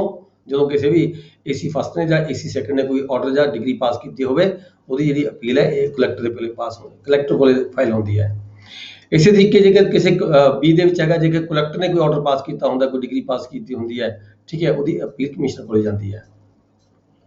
ਨੈਕਸਟ C ਦੇ ਵਿੱਚ ਕੀ ਹੈ, ਜੇ ਕਮਿਸ਼ਨਰ ਨੇ ਪਾਸ ਕੀਤੀ ਹੁੰਦੀ ਹੈ ਤਾਂ FCR ਕੋਲ ਜਾਂਦੀ ਹੈ। ਪ੍ਰੋਵਾਈਡਡ ਸ਼ਰਤ ਲੱਗੀ ਅੱਗੇ, an appeal from an order or a decree made by assistant collector of the first grade specially empowered by name। ਜਦੋਂ ਕਿਤੇ ਬਾਈ ਨੇਮ ਗਵਰਨਮੈਂਟ ਵੱਲੋਂ ਕਿਸੇ AC ਫਸਟ ਗ੍ਰੇਡ ਨੂੰ ਕੋਈ ਪਾਵਰਾਂ ਦਿੱਤੀਆਂ ਗਈਆਂ ਹੋਣ ਬਾਈ ਨੇਮ, ਠੀਕ ਹੈ, ਤਾਂ ਜਿਹੜੀ ਉਹਦੀ ਅਪੀਲ ਹੈਗੀ ਹੈ ਤਾਂ ਉਹ ਕਲੈਕਟਰ ਕੋਲ ਨਹੀਂ ਜਾਏਗੀ। AC ਫਸਟ ਗ੍ਰੇਡ ਕੋਲੇ ਬਾਈ ਨੇਮ ਕੋਈ ਪਾਵਰ, ਕੋਈ ਕੰਮ ਦਿੱਤਾ ਗਿਆ, ਕੋਈ ਆਰਡਰ ਪਾਸ ਕੀਤਾ ਗਿਆ ਹੋਵੇ, ਕਿਸੇ ਕੇਸ ਨੂੰ ਟ੍ਰਾਂਸਫਰ ਕੀਤਾ ਹੋਵੇ ਬਾਈ ਨੇਮ, empowered by name in that behalf by the state government in a suit mentioned in first group ਦੇ ਜਿਹੜੇ ਦਾਅਵੇ ਹੈਗੇ ਆ, ਠੀਕ ਹੈ, ਸੈਕਸ਼ਨ 77 ਦੀ ਗੱਲ ਕੀਤੀ ਗਈ ਹੈ, ਤਾਂ ਉਹ ਡਾਇਰੈਕਟ ਜਿਹੜਾ ਦਾਅਵਾ ਹੈਗਾ, ਜੇ AC ਫਸਟ ਗ੍ਰੇਡ ਨੇ ਫੈਸਲਾ ਕੀਤਾ ਹੋਵੇ, ਉਹਦਾ ਜਿਹੜੀ ਅਪੀਲ ਹੈਗੀ ਹੈ ਉਹ ਕਲੈਕਟਰ ਦੀ ਬਜਾਏ ਸਿੱਧੀ ਕਮਿਸ਼ਨਰ ਕੋਲ ਜਾਏਗੀ, ਸਿੱਧੀ ਕਮਿਸ਼ਨਰ ਕੋਲ ਜਾਏਗੀ। ਫਿਰ ਪ੍ਰੋਵੀਜ਼ਨ ਇੱਕ ਹੋਰ ਦਿੱਤੀ ਹੈ, ਸੈਕੰਡ ਪ੍ਰੋਵੀਜ਼ਨ ਕੀ ਹੈ, when an original order or decree is confirmed on first appeal। ਜਦੋਂ ਕੋਈ original order ਹੈਗਾ ਜਾਂ ਕੋਈ ਡਿਗਰੀ ਹੈਗੀ ਹੈ, ਫਸਟ ਅਪੀਲ ਦੇ ਵਿੱਚ ਕਨਫਰਮ ਹੋ ਜਾਵੇ, ਤਾਂ ਫਿਰ ਉਹਦੀ ਦੂਜੀ ਜਿਹੜੀ ਅਪੀਲ ਹੈ ਉਹ ਲਾਈ ਨਹੀਂ ਕਰਦੀ। ਇਸੇ ਤਰੀਕੇ ਜਿਹੜੀ ਪ੍ਰੋਵੀਜ਼ੋ ਹੈਗੀ ਹੈ 3 ਹੈਗੀ ਹੈ ਪ੍ਰੋਵੀਜ਼ੋ, when any such order or decree is modified। ਜੇ ਕੋਈ ਆਰਡਰ ਹੈ ਜਿਹੜਾ ਪਹਿਲਾਂ ਕਿਸੇ original ਕੋਰਟ ਨੇ ਪਾਸ ਕੀਤਾ ਹੈ, AC ਫਸਟ ਨੇ ਜਾਂ AC ਸੈਕੰਡ ਨੇ ਪਾਸ ਕੀਤਾ ਹੈ ਕੋਈ ਆਰਡਰ, ਠੀਕ ਹੈ, ਉਹਨੂੰ ਮੋਡੀਫਾਈ ਹੋ ਗਿਆ ਜਾਂ ਅਪੀਲ ਦੇ ਵਿੱਚ, ਜਾਂ ਮੋਡੀਫਾਈ ਹੋ ਗਿਆ ਜਾਂ ਰਿਵਰਸ ਹੋ ਗਿਆ, modify or reversed on appeal by the collector, collector ਵੱਲੋਂ ਮੋਡੀਫਾਈ ਕਰ ਦਿੱਤਾ ਗਿਆ ਜਾਂ ਰਿਵਰਸ ਕਰ ਦਿੱਤਾ ਗਿਆ, the order or decree made by the commissioner on further appeal if any to him shall be final. ਜਦੋਂ ਕਲੈਕਟਰ ਵੱਲੋਂ ਕੋਈ ਆਰਡਰ ਹੈ ਜਿਹੜਾ ਕਿਸੇ ਤਹਿਸੀਲਦਾਰ ਦੇ AC ਫਸਟ ਗ੍ਰੇਡ ਨੇ ਜਾਂ ਸੈਕੰਡ ਗ੍ਰੇਡ ਨੇ ਕੋਈ ਪਾਸ ਕੀਤਾ ਹੁੰਦਾ ਹੈ, ਉਸ ਆਰਡਰ ਨੂੰ ਕਲੈਕਟਰ ਵੱਲੋਂ ਜਾਂ ਮੋਡੀਫਾਈ ਕਰ ਦਿੱਤਾ ਜਾਵੇ ਜਾਂ ਰਿਵਰਸ ਕਰ ਦਿੱਤਾ ਜਾਵੇ, ਠੀਕ ਹੈ। ਫਿਰ ਜਦੋਂ ਅਪੀਲ ਕਮਿਸ਼ਨਰ ਕੋਲੇ ਪੈਂਦੀ ਹੈ,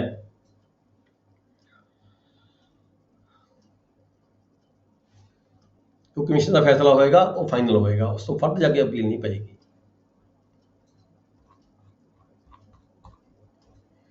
ਨੈਕਸਟ ਆ ਗਿਆ ਲਿਮਿਟੇਸ਼ਨਸ, ਲਿਮਿਟੇਸ਼ਨ ਆਫ ਅਪੀਲ। ਜਦੋਂ ਕਲੈਕਟਰ ਕੋਲ ਅਪੀਲ ਫਾਈਲ ਹੋਣੀ ਹੈ AC ਫਸਟ ਦੀ ਜਾਂ AC ਸੈਕੰਡ ਦੀ, ਉਹਦੇ ਲਈ 30 ਦਿਨ ਦਾ ਸਮਾਂ ਦਿੱਤਾ ਗਿਆ ਹੈ। ਜਦੋਂ ਕਲੈਕਟਰ ਦੇ ਆਰਡਰ ਦੇ ਖਿਲਾਫ ਕਮਿਸ਼ਨਰ ਕੋਲ ਅਪੀਲ ਫਾਈਲ ਹੋਣੀ ਹੈ ਤਾਂ 60 ਦਿਨ ਦਾ ਸਮਾਂ ਦਿੱਤਾ ਗਿਆ ਹੈ।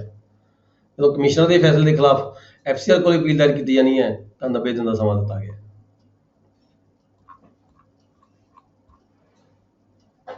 ਨੈਕਸਟ ਆ ਗਿਆ section 82 review by the revenue officer. ਜਦੋਂ ਕੋਈ order revenue officer such may either on his own motion, ਜਾਂ ਤਾਂ ਕੋਈ ਆਰਡਰ ਹੈ, ਠੀਕ ਹੈ, ਜਾਂ ਤਾਂ ਰੈਵਨਿਊ ਆਫਿਸਰ ਨੂੰ ਖੁਦ ਇਨਫੋਰਮੇਸ਼ਨ ਹੋ ਜਾਵੇ, ਆਪਣੇ ਸਟਾਫ ਰਾਹੀਂ ਇਨਫੋਰਮੇਸ਼ਨ ਹੋ ਜਾਵੇ, ਜਾਂ ਕਿਸੇ ਦੀ ਅਰਜੀ ਤੇ ਪਤਾ ਚੱਲ ਜਾਵੇ ਵੀ ਜਿਹੜਾ ਇਹ ਆਰਡਰ ਹੈ ਇਹਦੇ 'ਚ ਕੋਈ ਪ੍ਰੋਬਲਮ ਰਹਿ ਗਈ। on the application of any interested party review and also reviewing, review ਕਰਨ ਦੀ ਖਾਤਰ ਜਾਂ ਰਿਵਿਊ ਕਰਕੇ ਕੋਈ ਉਸ ਨੂੰ ਮੋਡੀਫਾਈ ਕਰਨਾ ਚਾਹੁੰਦਾ ਹੈ ਰੈਵਨਿਊ ਆਫਿਸਰ, ਜਾਂ ਰਿਵਰਸ ਕਰਨਾ ਚਾਹੁੰਦਾ ਜਾਂ ਕਨਫਰਮ ਕਰਨਾ ਚਾਹੁੰਦਾ ਹੈ ਐਨੀ ਆਰਡਰ ਪਾਸਡ ਬਾਈ ਹਿਮਸੈਲਫ ਔਰ ਬਾਈ ਐਨੀ ਹਿਜ਼ ਪ੍ਰੀਡਿਸੈਸਰ, ਜੇ ਤਾਂ ਉਹ ਆਰਡਰ ਉਸਨੇ ਪਾਸ ਕੀਤਾ ਹੋਵੇ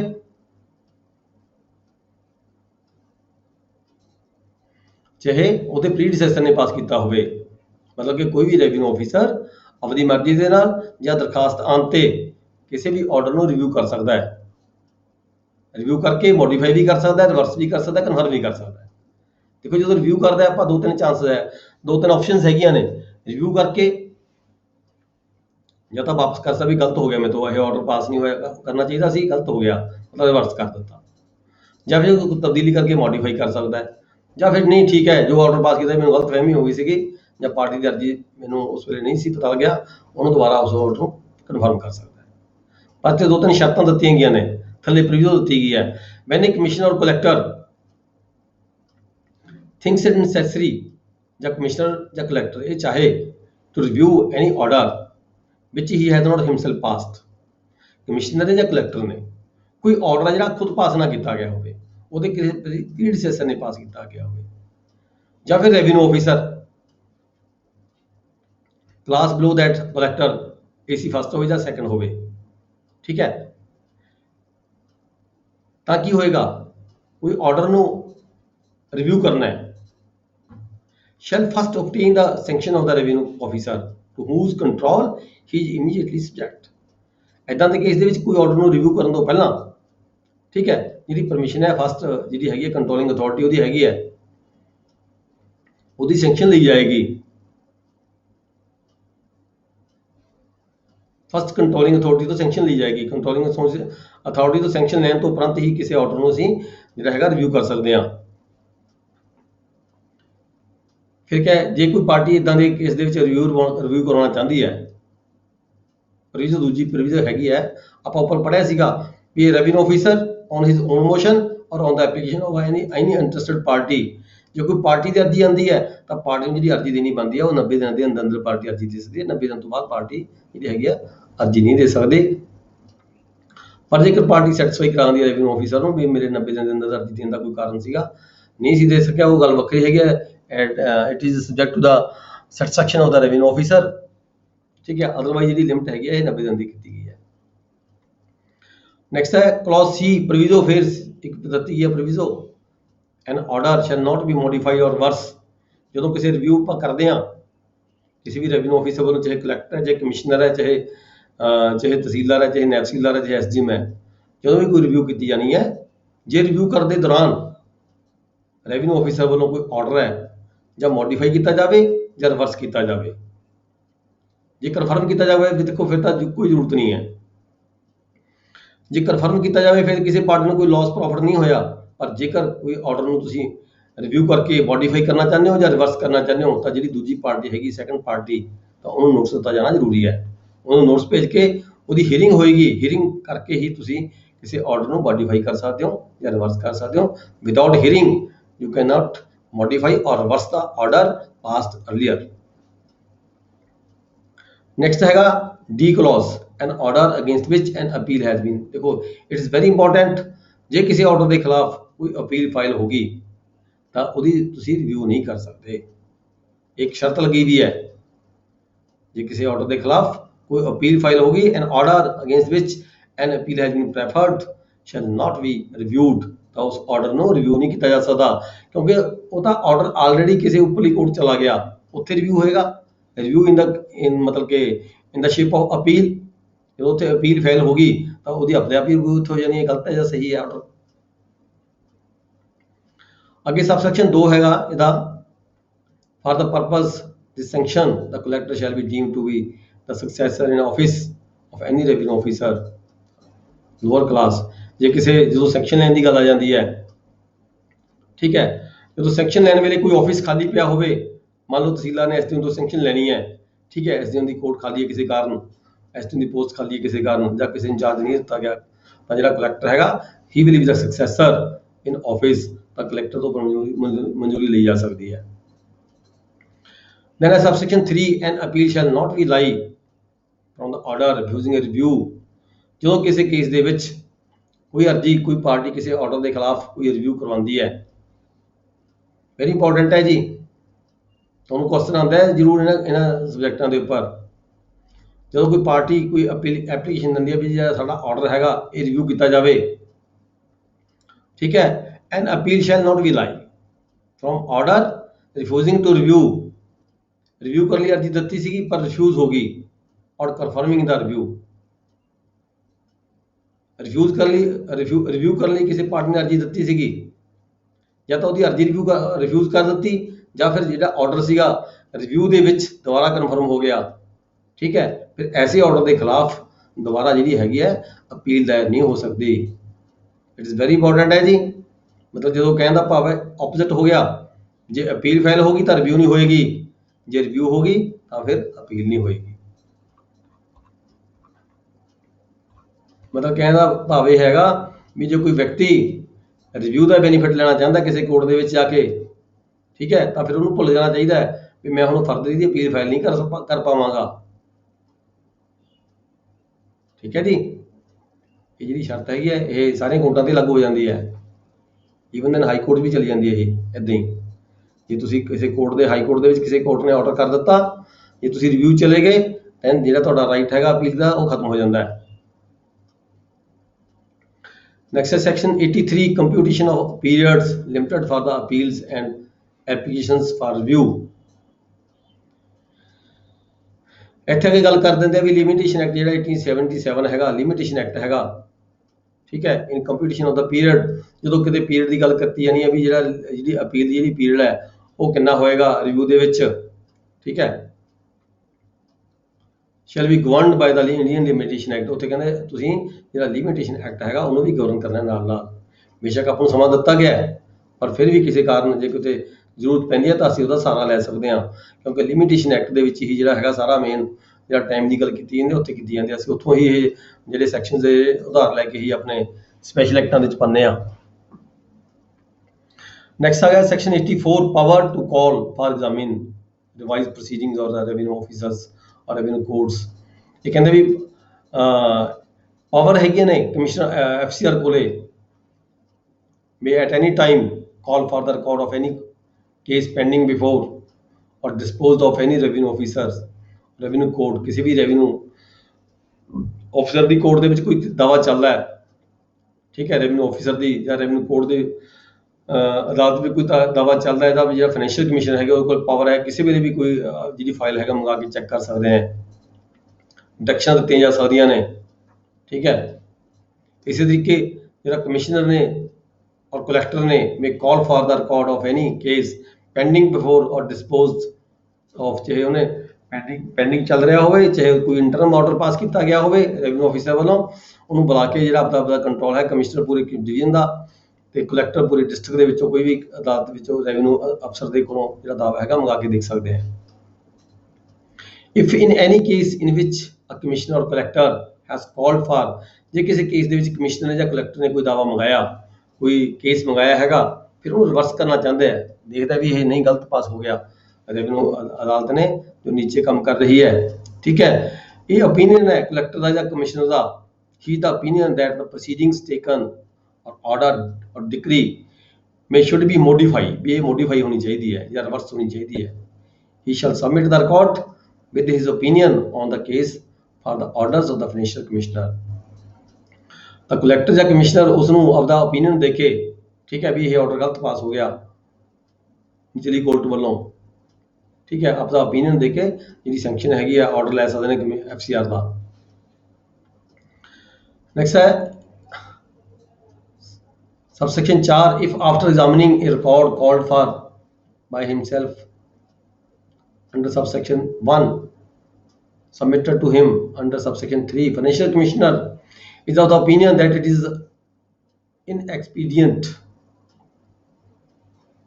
ਟੂ ਇੰਟਰਫੀਅਰ, ਜੇ ਲੱਗਦਾ ਹੈ ਫਾਈਨੈਂਸ਼ੀਅਲ ਕਮਿਸ਼ਨਰ ਨੂੰ ਵੀ ਇੱਥੇ ਜਿਹੜਾ ਹੈਗਾ ਮੇਰਾ ਦਖਲਅੰਦਾਜ਼ੀ ਕੀਤੀ ਜਾਣੀ ਯੋਗ ਨਹੀਂ ਬਣਦੀ, ਜਦੋਂ ਕਮਿਸ਼ਨਰ ਵੱਲੋਂ ਜਾਂ ਕਲੈਕਟਰ ਵੱਲੋਂ ਕੋਈ ਦਾਵਾ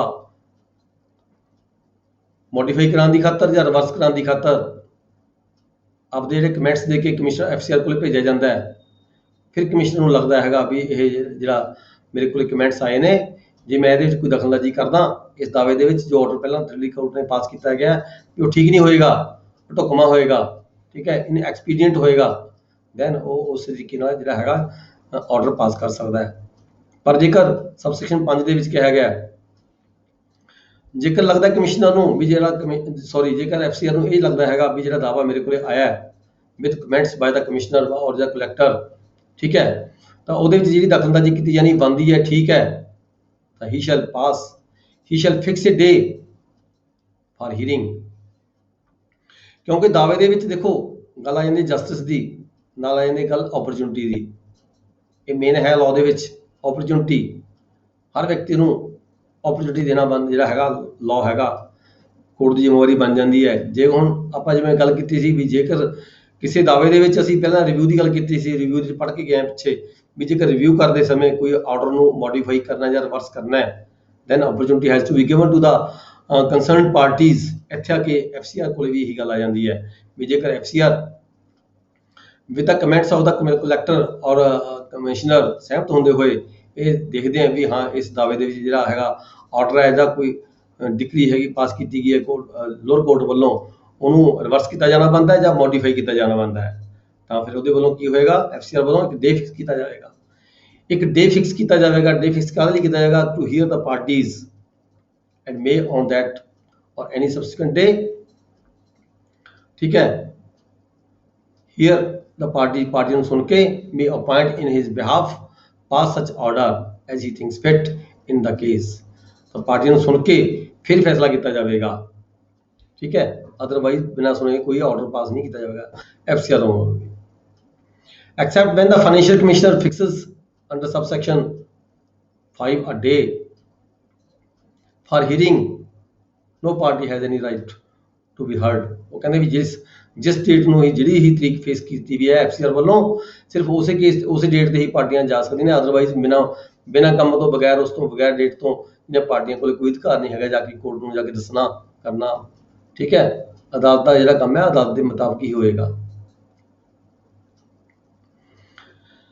Next is section 85, procedure of revenue officers।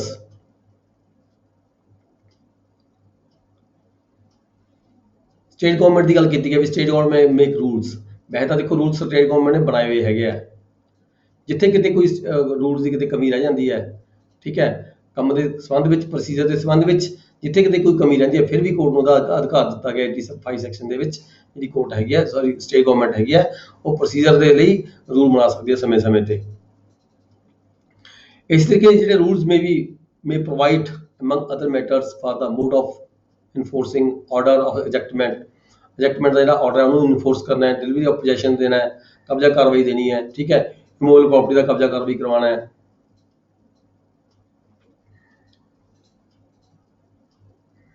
ਔਰ ਐਨੀ ਪਾਵਰਸ ਰਿਗਾਰਡਿੰਗ ਦਾ ਕੰਟੈਂਪਟਸ ਰੈਜ਼ਿਸਟੈਂਸ। ਰੈਵਨਿਊ ਕੋਰਟ ਵੱਲੋਂ ਕੋਈ ਕਬਜ਼ਾ ਕਾਰਵਾਈ ਕਰਵਾਈ ਜਾਂਦੀ ਹੈ ਤਾਂ ਉਹਦੇ ਖਿਲਾਫ ਜਿਵੇਂ ਹੈਗਾ ਵੀ ਕੋਈ ਦਾਵਾ ਦਾਇਰ ਨਹੀਂ ਕੀਤਾ ਜਾਵੇਗਾ। ਇੱਦਾਂ ਦੇ ਕੋਈ ਜਿਹੜੇ ਰੂਲਸ ਹੈਗੇ ਆ ਉਹ ਸਮੇਂ-ਸਮੇਂ ਜੇ ਕੋਈ ਰੂਲ ਦੀ ਘਾਟ ਹੋਵੇ ਤਾਂ ਜਿਹੜੀ ਸਟੇਟ ਗਵਰਨਮੈਂਟ ਵੱਲੋਂ ਰਿਗਾਰਡਿੰਗ ਪੋਜੈਸ਼ਨ, ਰਿਗਾਰਡਿੰਗ ਐਜੈਕਟਮੈਂਟ ਕੋਈ ਰੂਲ ਹੈਗਾ ਬਣਾਇਆ ਜਾ ਸਕਦਾ ਹੈਗਾ। ਸਬਸੈਕਸ਼ਨ 3 ਦੇ ਵਿੱਚ ਕੀ ਹੈ? ਇਹਦੇ 'ਚ ਮੋਡ ਆਫ ਐਗਜ਼ੀਕਿਊਟਿੰਗ ਆਰਡਰਸ, ਕਿਸੇ ਆਰਡਰ ਨੂੰ ਕਿਵੇਂ ਐਗਜ਼ੀਕਿਊਟ ਕਰਨਾ ਹੈ ਐਜ਼ ਟੂ ਦਾ ਕਾਸਟ। ਜੇ ਕੋਈ ਕਾਸਟ ਦੀ ਗੱਲ ਕੀਤੀ ਜਾਏ ਤਾਂ ਕਾਸਟ ਜੇ ਕੋਈ ਨਹੀਂ ਭਰਦਾ ਤਾਂ ਕਿਵੇਂ ਉਹਦੀ ਰਿਕਵਰੀ ਹੋਣੀ ਹੈ, ਜਿਵੇਂ ਲੈਂਡ ਰੈਵਨਿਊ ਐਕਟ ਦੇ ਵਿੱਚ ਦਿੱਤਾ ਗਿਆ ਰਿਕਵਰੀ ਆਫ ਲੈਂਡ ਰੈਵਨਿਊ ਏਰੀਅਰਸ, ਠੀਕ ਹੈ। ਇਹ ਗੱਲ ਕੀਤੀ ਗਈ ਸਾਰੀ ਸਬਸੈਕਸ਼ਨ 4 'ਚ ਵੀ ਇਹੀ ਕੁਛ ਕਿਹਾ ਹੈਗਾ। Revenue officers may refer any case which he is empowered to dispose of under this act to another revenue officer for investigation report decide. ਜਦੋਂ ਵੀ ਕਿਸੇ ਹਾਇਰ ਕੋਰਟ ਦੇ ਵਿੱਚ ਕੋਈ ਦਾਵਾ ਚੱਲਦਾ ਹੈ ਤਾਂ ਉਹ ਨਿਚਲੀ ਅਦਾਲਤ ਨੂੰ, ਜਿਵੇਂ ਕਿ ਆਪਾਂ ਲੋਕਲ ਕਮਿਸ਼ਨ ਨਿਯੁਕਤ ਕਰ ਦਿੰਦੇ ਹਾਂ ਜਾਂ ਕੋਈ ਕਮਿਸ਼ਨ ਨਿਯੁਕਤ ਕਰ ਦਿੰਦੇ ਹਾਂ, ਸੁਭਾਅ ਦੇ ਸਬੋਰਡੀਨੇਟ ਨੂੰ ਕਿਸੇ ਵੀ ਸਟੇਜ ਤੇ ਜਿਹੜਾ ਹੈਗਾ ਕੋਰਟ ਵੱਲੋਂ ਕੋਈ ਰਿਪੋਰਟ ਲੈਣ ਦੀ ਖਾਤਰ ਜਿਹੜਾ ਦਾਵਾ ਹੈਗਾ ਆਰਡਰ ਭੇਜਿਆ ਜਾ ਸਕਦਾ ਹੈ। ਸੈਕਸ਼ਨ 86 ਆ ਗਿਆ persons by whom appearance may be made before the revenue officers। ਇਹ ਆਪਾਂ ਲੈਂਡ ਰੈਵਨਿਊ ਐਕਟ ਵੀ ਪੜ੍ਹਿਆ ਸੀਗਾ ਵੀ ਪਾਰਟੀਆਂ ਜਿਹੜੀਆਂ ਖੁਦ ਹੈਗੀਆਂ ਖੁਦ ਜਾ ਕੇ ਜਿਹੜਾ ਆਪਣਾ ਕੋਈ ਦਾਵਾ ਦਾਇਰ ਕਰਨਾ ਕੋਈ ਐਪਲੀਕੇਸ਼ਨ ਦੇਣੀ ਹੈ ਪਾਰਟੀਆਂ ਖੁਦ ਜਾਂਦੀਆਂ ਨੇ। ਜੇ ਖੁਦ ਪਾਰਟੀਆਂ ਨਹੀਂ ਜਾ ਸਕਦੀਆਂ ਤਾਂ ਆਪਣੇ ਕਿਸੇ ਏਜੰਟ ਨੂੰ ਭੇਜਿਆ ਜਾ ਸਕਦਾ ਹੈ ਜਾਂ ਕਿਸੇ ਲੀਗਲ ਪ੍ਰੈਕਟੀਸ਼ਨਰ ਨੂੰ ਭੇਜਿਆ ਜਾ ਸਕਦਾ ਹੈ। Provided that employment of a recognized agent or legal practitioner shall not excuse the personal attendance। ਉਹ ਕਹਿੰਦੇ ਵੀ ਜੇ ਕਿਸੇ ਪਾਰਟੀ ਨੇ ਕਿਸੇ ਏਜੰਟ ਨੂੰ ਕਿਸੇ ਲੀਗਲ ਪ੍ਰੈਕਟੀਸ਼ਨਰ ਨੂੰ ਅਥੋਰਾਈਜ਼ ਕਰ ਦਿੱਤਾ ਤਾਂ ਇਹਦਾ ਮਤਲਬ ਇਹ ਨਹੀਂ ਹੈਗਾ ਵੀ ਉਹਦੀ ਜਿਹੜੀ ਪਰਸਨਲ ਅਪੀਅਰੈਂਸ ਹੈ ਕੋਰਟ ਵੱਲੋਂ ਨਹੀਂ ਕੀਤੀ ਜਾ ਸਕਦੀ। ਜੇ ਕੋਰਟ ਲੋੜ ਪੈਣ ਤੇ ਉਸ ਪਾਰਟੀ ਨੂੰ ਕੰਸਰਨ ਪਾਰਟੀ ਨੂੰ ਪਰਸਨਲ ਅਪੀਅਰੈਂਸ ਵੀ ਸਮਨ ਭੇਜ ਕੇ ਬੁਲਾ ਸਕਦੀ ਹੈ। ਨੈਕਸਟ ਹੈ subsection 2 for the purpose of subsection 1 recognized agent shall be the such persons as the state government by notifying recognized agent ਕੌਣ ਹੋ ਸਕਦੇ ਨੇ। ਇਹ ਜਿਵੇਂ ਸਰਕਾਰ ਸਮੇਂ-ਸਮੇਂ ਤੇ ਜਿਹੜੇ ਨੋਟੀਫਿਕੇਸ਼ਨ ਜਾਰੀ ਕਰਕੇ ਇਹ ਦੱਸ ਸਕਦੀ ਹੈ ਵੀ ਇਹ ਬੰਦੇ ਕੋਈ ਐਡੀਸ਼ਨ ਕਰਨਾ ਜਾਂ ਡਿਲੀਸ਼ਨ ਕਰਨਾ ਜਿਹੜੇ ਨਾਮ ਹੈਗੇ ਉਸ ਗਵਰਨਮੈਂਟ ਵੱਲੋਂ ਕੀਤੇ ਜਾ ਸਕਦੇ ਨੇ। ਫਿਰ ਫੀਸ ਦੀ ਗੱਲ ਆ ਗਈ ਜਿਹੜੀ ਲੀਗਲ ਪ੍ਰੈਕਟਿਸ ਨੂੰ ਫੀਸ ਦੇਣੀ ਹੈਗੀ ਹੈ not be allowed as a cost. ਜਿਹੜੀ ਕਾਸਟ ਦੀ ਜਿਹੜੀ ਕੇਸ ਦੀ ਜਿਹੜੀ ਕਾਸਟ ਹੈਗੀ ਆ ਉਹਦੇ ਵਿੱਚ ਜਿਹੜੀ ਫੀਸ ਹੈਗੀ ਹੈ ਲੀਗਲ ਪ੍ਰੈਕਟੀਸ਼ਨਰ ਦੀ ਉਹ ਵਿੱਚ ਐਡ ਨਹੀਂ ਹੁੰਦੀ। 87 ਹੈਗਾ ਕਾਸਟ ਦੀ ਗੱਲ ਕੀਤੀ ਹੈ। Revenue officer may give any a portion of the cost as he thinks fit. ਵੀ ਕਿਸ ਪਾਰਟੀ ਨੇ ਜਿਹੜਾ ਕੋਈ ਕੇਸ ਰੈਵਨਿਊ ਕੋਰਟ ਚੱਲਿਆ ਹੈਗਾ ਕਿਸ ਪਾਰਟੀ ਨੇ ਕਿੰਨੀ ਕਾਸਟ ਅਦਾ ਕਰਨੀ ਹੈ 50-50 ਕਰਨੀ ਹੈ 60-40 ਕਰਨੀ ਹੈ ਜਾਂ ਜਿਸ ਪਾਰਟੀ ਦੇ ਖਿਲਾਫ ਦਾਵਾ ਦਾਇਰ ਹੋਇਆ ਸਾਰੀ ਉਸਨੇ ਕਰਨੀ ਹੈ ਇਹ ਰੈਵਨਿਊ ਆਫੀਸਰ ਡਿਸਾਈਡ ਕਰੇਗਾ। But if he orders that the cost of any such proceeding shall not follow the event he shall record the reason। ਜੇਕਰ ਕਿਸੇ ਵੀ ਕੇਸ ਦੇ ਵਿੱਚ ਕੋਈ ਕਾਸਟ ਨਹੀਂ ਪਾਈ ਜਾਂਦੀ ਰੈਵਨਿਊ ਕੋਰਟ ਵੱਲੋਂ ਤਾਂ ਉੱਥੇ ਦੱਸਿਆ ਜਾਂਦਾ ਵੀ ਇਹ ਕਾਸਟ ਨਾ ਪਾਉਣ ਦਾ ਕੀ ਕਾਰਨ ਹੈਗਾ। ਫਿਰ ਹੈਗਾ section 88 procedures of the revenue courts. ਇੱਥੇ ਆ ਕੇ ਗੱਲ ਕੀਤੀ ਗਈ ਹੈ ਵੀ ਜਦੋਂ ਵੀ ਕੋਈ ਮੁਕੱਦਮੇ ਕੋਈ ਦਾਅਵੇ ਕੋਈ ਐਪਲੀਕੇਸ਼ਨਾਂ ਕੋਈ ਕੋਰਟਸ ਕੋਈ ਕੇਸ ਰੈਵਨਿਊ ਕੋਰਟਾਂ ਵਿੱਚ ਚੱਲਦੇ ਹੈਗੇ ਆ ਤਾਂ ਜੇਕਰ ਕਿਤੇ ਕੋਈ ਘਾਟ ਹੈਗੀ ਹੈ ਕੋਈ ਜਿਹੜਾ ਪ੍ਰੋਸੀਜਰ ਹੈਗਾ ਪ੍ਰੋਸੀਜਰ ਦੇ ਵਿੱਚ ਕੋਈ ਕਮੀ ਰਹਿ ਜਾਂਦੀ ਹੈ ਕੋਈ ਪ੍ਰੋਸੀਜਰ ਦੇ ਵਿੱਚ ਕੋਈ ਘਾਟ ਰਹਿ ਜਾਂਦੀ ਹੈ ਕਿਤੇ ਉਹ ਪ੍ਰਸਕ੍ਰਾਈਬ ਨਹੀਂ ਕੀਤੀ ਗਈ ਨਾ ਉਹ ਕਿਤੇ ਐਕਟ ਦੇ ਵਿੱਚ ਸਾਨੂੰ ਲੱਭਦੀ ਹੈ ਤੇ ਨਾ ਹੀ ਸਾਨੂੰ ਕਿਤੇ ਜਿਹੜੇ ਰੂਲ ਬਣਾਏ ਗਏ ਨੇ ਉਹਨਾਂ ਵਿੱਚ ਕਿਤੇ ਸਾਨੂੰ ਲੱਭਦੀ ਹੈ ਫਰਦਰ ਸਾਨੂੰ ਵੀ ਅਗਲਾ ਕੰਮ ਕਿਵੇਂ ਕਰੀਏ ਠੀਕ ਹੈ ਉਹਦੇ ਰਿਗਾਰਡਿੰਗ ਜਿਹੜੀ ਸਟੇਟ ਗਵਰਨਮੈਂਟ ਹੈਗੀ ਹੈ ਰੂਲ ਬਣਾ ਸਕਦੀ ਹੈਗੀ ਹੈ।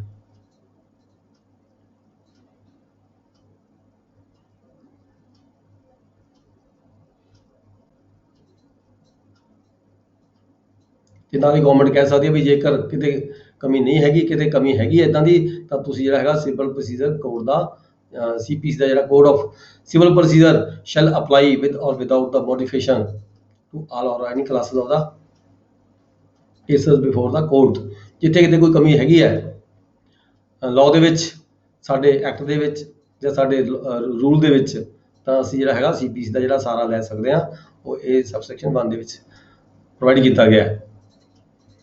ਸਬਸੈਕਸ਼ਨ 2 ਕੀ ਹੈ 88 ਦਾ ਅੰਟਿਲ ਰੂਲਸ ਆਰ ਮੇਡ ਜਦੋਂ ਤੱਕ ਸਰਕਾਰ ਵੱਲੋਂ ਲੋੜ ਮੁਤਾਬਕ ਰੂਲ ਨਹੀਂ ਬਣਾਏ ਜਾਂਦੇ ਠੀਕ ਹੈ ਤਾਂ ਅਸੀਂ ਕੀ ਕਰਦੇ ਹਾਂ CPC ਦੇ ਮੁਤਾਬਕ ਜਿਹਦੀ ਹੈਗੀ ਹੈ ਐਪਲੀਕੇਸ਼ਨ ਡਿਸਾਈਡ ਕਰਦੇ ਹਾਂ। ਇਸੇ ਤਰੀਕੇ ਇਹਦੇ ਵਿੱਚ ਕਿਹਾ ਗਿਆ ਸਬਸੈਕਸ਼ਨ 2 ਦੀ ਸਬਸੈਕਸ਼ਨ 2 ਦਾ ਜਿਹੜਾ ਕਲੌਜ਼ B ਹੈ ਇਹਦੇ ਵਿੱਚ ਜਿਹੜਾ ਹੈਗਾ ਫਾਈਨੈਂਸ਼ੀਅਲ ਕਮਿਸ਼ਨਰ ਨੂੰ equal to high court power ਦਿੱਤੀਆਂ ਗਈਆਂ ਨੇ। Financial commissioner shall be the high court within the meaning of this code। ਇਸ ਕੋਡ ਦੇ ਮੁਤਾਬਕ ਜਿਹੜਾ ਫਾਈਨੈਂਸ਼ੀਅਲ ਕਮਿਸ਼ਨਰ ਹੈ ਉਸ ਨੂੰ ਇਕੁਅਲ ਟੂ ਦਾ ਪਾਵਰ ਦਿੱਤੀਆਂ ਗਈਆਂ ਨੇ ਹਾਈ ਕੋਰਟ ਦੇ ਮੁਤਾਬਕ ਪਾਵਰਾਂ ਦਿੱਤੀਆਂ ਗਈਆਂ ਨੇ। Section 89 power of revenue officers or revenue courts to summon persons. ਦੇਖੋ ਇਹ ਅਸੀਂ ਲੈਂਡ ਰੈਵਨਿਊ ਐਕਟ ਵੀ ਪੜ੍ਹਿਆ ਸੀਗਾ ਸੈਕਸ਼ਨ 19 ਚ ਪੜ੍ਹ ਕੇ ਗਏ ਸੀ ਅਸੀਂ ਕੀ ਪੜ੍ਹਿਆ ਸੀ ਵੀ ਰੈਵਨਿਊ ਕੋਰਟ ਨੂੰ ਜਾਂ ਰੈਵਨਿਊ ਆਫੀਸਰ ਨੂੰ ਪਾਵਰਾਂ ਹੈਗੀਆਂ ਨੇ ਕਿਸੇ ਵਿਅਕਤੀ ਨੂੰ ਕਿਸੇ ਕੇਸ ਉਹਦੀ ਅਦਾਲਤ ਵਿੱਚ ਚੱਲ ਰਿਹਾ ਹੈਗਾ ਤਾਂ ਸਮਨ ਭੇਜ ਕੇ ਬੁਲਾਇਆ ਜਾ ਸਕਦਾ ਹੈ ਇਨ ਪਰਸਨ ਬੁਲਾਇਆ ਜਾ ਸਕਦਾ ਹੈ। ਕਿਸੇ ਵਿਅਕਤੀ ਦੀ ਲੋੜ ਹੈ ਕਿਸੇ ਦਾਅਵੇ ਦੇ ਵਿੱਚ ਉਹਦੀ ਵਿਟਨੈਸ ਦੀ ਲੋੜ ਹੈ ਜਾਂ ਤੋਂ ਕੁਝ ਪੁੱਛਣਾ ਕਰਨਾ ਹੈਗਾ ਤਾਂ ਉਸ ਨੂੰ ਸਮਨ ਭੇਜ ਕੇ ਜਿਹੜਾ ਹੈਗਾ ਬੁਲਾਇਆ ਜਾ ਸਕਦਾ ਹੈ। ਇਹ ਪਰਸਨ ਸੋ ਸਮਨ ਜਿਸ ਵਿਅਕਤੀ ਨੂੰ ਬੁਲਾਇਆ ਗਿਆ ਹੋਵੇ ਸਬਸੈਕਸ਼ਨ 2 ਦੀ ਗੱਲ ਕਰਦੇ ਹਾਂ ਇਹ person so summoned shall be bound ਤਾਂ ਉਹ ਬਾਉਂਡ ਹੋਏਗਾ ਅਪੀਅਰ ਹੁੰਦਾ ਰੈਵਨਿਊ ਅਦਾਲਤ ਦੇ ਵਿੱਚ ਰੈਵਨਿਊ ਆਫੀਸਰ ਦੀ ਕੋਰਟ ਦੇ ਵਿੱਚ ਜਾਂ ਉਹ ਖੁਦ ਆਵੇਗਾ ਜਾਂ ਉਹ ਕਿਸੇ ਏਜੰਟ ਨੂੰ ਭੇਜੇਗਾ ਜਾਂ ਕਿਸੇ ਲੀਗਲ ਪ੍ਰੈਕਟਿਸ ਨੂੰ ਭੇਜੇਗਾ ਇਫ ਦਾ ਸਮਨਸ ਸੋ ਅਲਾਉਡ, ਜੇ ਸੰਬੰਧ ਵਿੱਚ ਕਿਹਾ ਗਿਆ ਹੋਵੇ। ਪਰ ਜੇ ਸੰਬੰਧ ਵਿੱਚ ਕਿਹਾ ਗਿਆ ਵੀ ਅਪੀਅਰ ਇਨ ਪਰਸਨ, ਤਾਂ ਉਸ ਨੂੰ ਖੁਦ ਪੇਸ਼ ਹੋਣਾ ਪਏਗਾ। The person rendering in evidence shall be bound, ਜਦੋਂ ਕੋਈ ਵਿਅਕਤੀ ਨੂੰ ਰੈਵਨਿਊ ਕੋਰਟ ਨੇ ਜਾਂ ਰੈਵਨਿਊ ਆਫਿਸਰ ਨੇ ਬੁਲਾਇਆ ਹੈਗਾ ਆਪਣੀ ਅਦਾਲਤ ਦੇ ਵਿੱਚ, ਤਾਂ ਜਿਹੜਾ ਉਹ ਵਿਅਕਤੀ ਆ ਬਾਉਂਡ ਹੈ ਸੱਚ ਦੱਸਣ ਦੇ ਲਈ। ਠੀਕ ਹੈ, ਉਹਨੂੰ ਸਾਂਝ ਚੁਕਾ ਕੇ ਜਿਹੜੀ ਹੈਗੀ ਆ ਉਹਦੀ ਸਟੇਟਮੈਂਟ ਲਈ ਜਾਏਗੀ, ਤਾਂ ਉਹ ਬਾਉਂਡ ਹੋਏਗਾ। ਜੇਕਰ ਉਹਦੇ ਕੋਲ ਕੋਈ ਡਾਕੂਮੈਂਟ ਪ੍ਰੋਡਿਊਸ ਕਰਨੇ ਨੇ ਤਾਂ ਉਹਦੇ ਕੋਲ ਡਾਕੂਮੈਂਟ ਵੀ ਮੰਗੇ ਜਾ ਸਕਦੇ ਨੇ, ਤਾਂ ਹੀ is responsible to produce the documents and to give the statement in the court of the revenue officer. Next ਆਇਆ ਸੈਕਸ਼ਨ 90 ਹੈ, mode of service of summons. ਅਸੀਂ ਲੈਂਡ ਰੈਵਨਿਊ ਐਕਟ ਵਿੱਚ ਪੜ੍ਹਿਆ ਸੀ ਸੈਕਸ਼ਨ 20, ਤੁਹਾਨੂੰ ਯਾਦ ਹੋਏਗਾ। ਸੈਕਸ਼ਨ 20 ਦੇ ਵਿੱਚ ਹੈਗਾ ਸੀ ਮੋਡ ਆਫ ਸਰਵਿਸ ਆਫ ਸਮਨਸ। ਉਸ ਤਰ੍ਹਾਂ ਹੀ ਟੈਨੈਂਸੀ ਐਕਟ ਦੇ ਵਿੱਚ ਵੀ ਮੋਡ ਆਫ ਸਰਵਿਸ ਆਫ ਸਮਨ ਦੀ ਗੱਲ ਕੀਤੀ ਗਈ ਹੈ।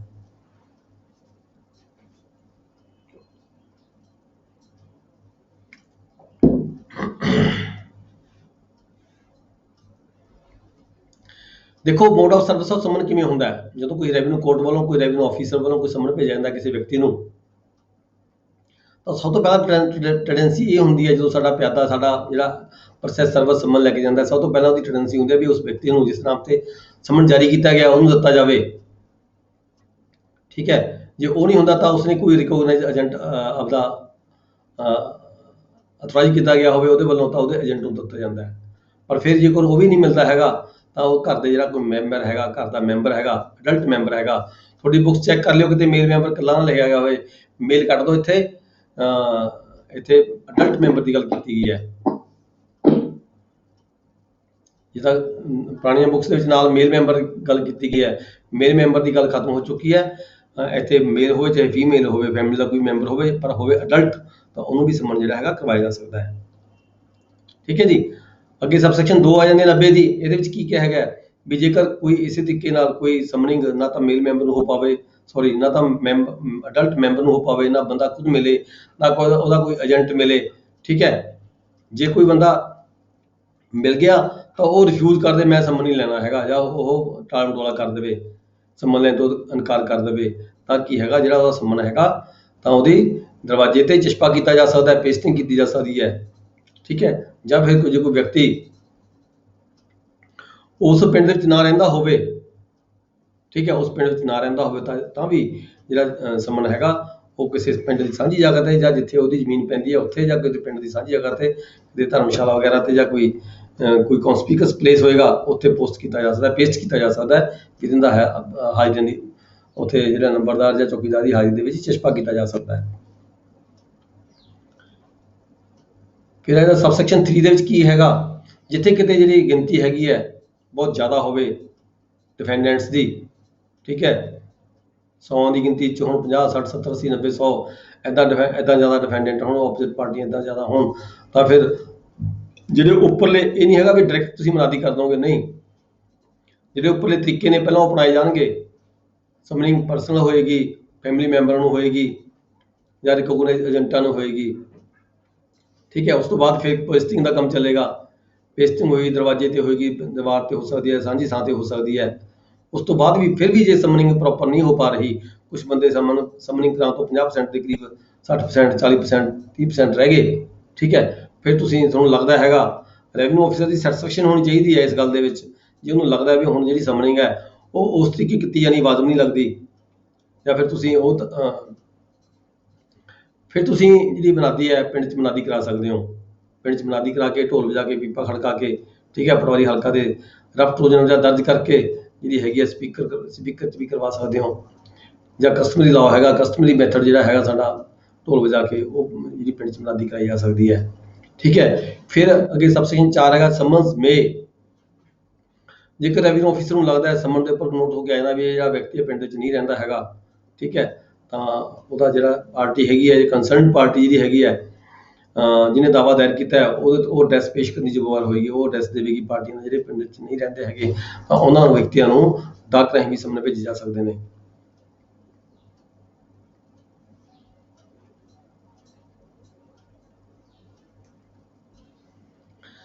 ਸਬਸੈਕਸ਼ਨ 5 ਕਿਹਾ ਗਿਆ ਵੀ ਜਦੋਂ ਸਮਨ ਡਿਊਲੀ ਐਡਰੈਸ ਦਿੱਤਾ ਗਿਆ ਹੋਵੇ, ਪ੍ਰੋਪਰ ਐਡਰੈਸ ਦੇ ਮੁਤਾਬਕ ਪੋਸਟ ਕੀਤਾ ਗਿਆ ਹੋਵੇ, ਪਰ ਉਹ ਵਾਪਸ ਨਾ ਆਵੇ, ਠੀਕ ਹੈ, ਅੱਗੇ ਆਪਣੇ ਹੁਣ ਲੈਂਡ ਰੈਵਨਿਊ ਐਕਟ ਦੇ ਵਿੱਚ ਸਮਾਂ ਵੀ ਨਿਰਧਾਰਿਤ ਕੀਤਾ ਗਿਆ, ਸ਼ਾਇਦ ਮੇਰੇ ਖਿਆਲ 15 ਦਿਨ ਦਾ ਸਮਾਂ ਦਿੱਤਾ ਗਿਆ ਵੀ 15 ਦਿਨ ਦੇ ਅੰਦਰ ਵਾਪਸ ਨਾ ਆਵੇ, ਪਰ ਆਪਾਂ ਟੈਨੈਂਸੀ ਐਕਟ ਪੜ੍ਹ ਰਹੇ ਹਾਂ ਇੱਥੇ, ਇਹਨੂੰ ਆਪਾਂ ਰਿਲੇਟ ਨਹੀਂ ਕਰਾਂਗੇ ਲੈਂਡ ਰੈਵਨਿਊ ਐਕਟ ਦੇ ਨਾਲ। ਇੱਥੇ ਸਿੰਪਲ ਗੱਲ ਕੀਤੀ ਗਈ ਵੀ ਜੇ ਸਮਾਂ ਵਾਪਸ ਨਾ ਆਵੇ ਪਰ ਪ੍ਰੋਪਰ ਤਰੀਕੇ ਦੇ ਨਾਲ ਐਡਰੈਸ ਦੇ ਮੁਤਾਬਕ ਭੇਜਿਆ ਗਿਆ ਹੋਵੇ, ਵਾਪਸ ਨਾ ਆਵੇ, ਤਾਂ ਅਸੀਂ ਪ੍ਰਜ਼ੂਮ ਕਰਾਂਗੇ ਵੀ ਇਹ ਸਮਨਿੰਗ ਉਸ ਵਿਅਕਤੀ ਨੂੰ ਹੋ ਚੁੱਕੀ ਹੈ।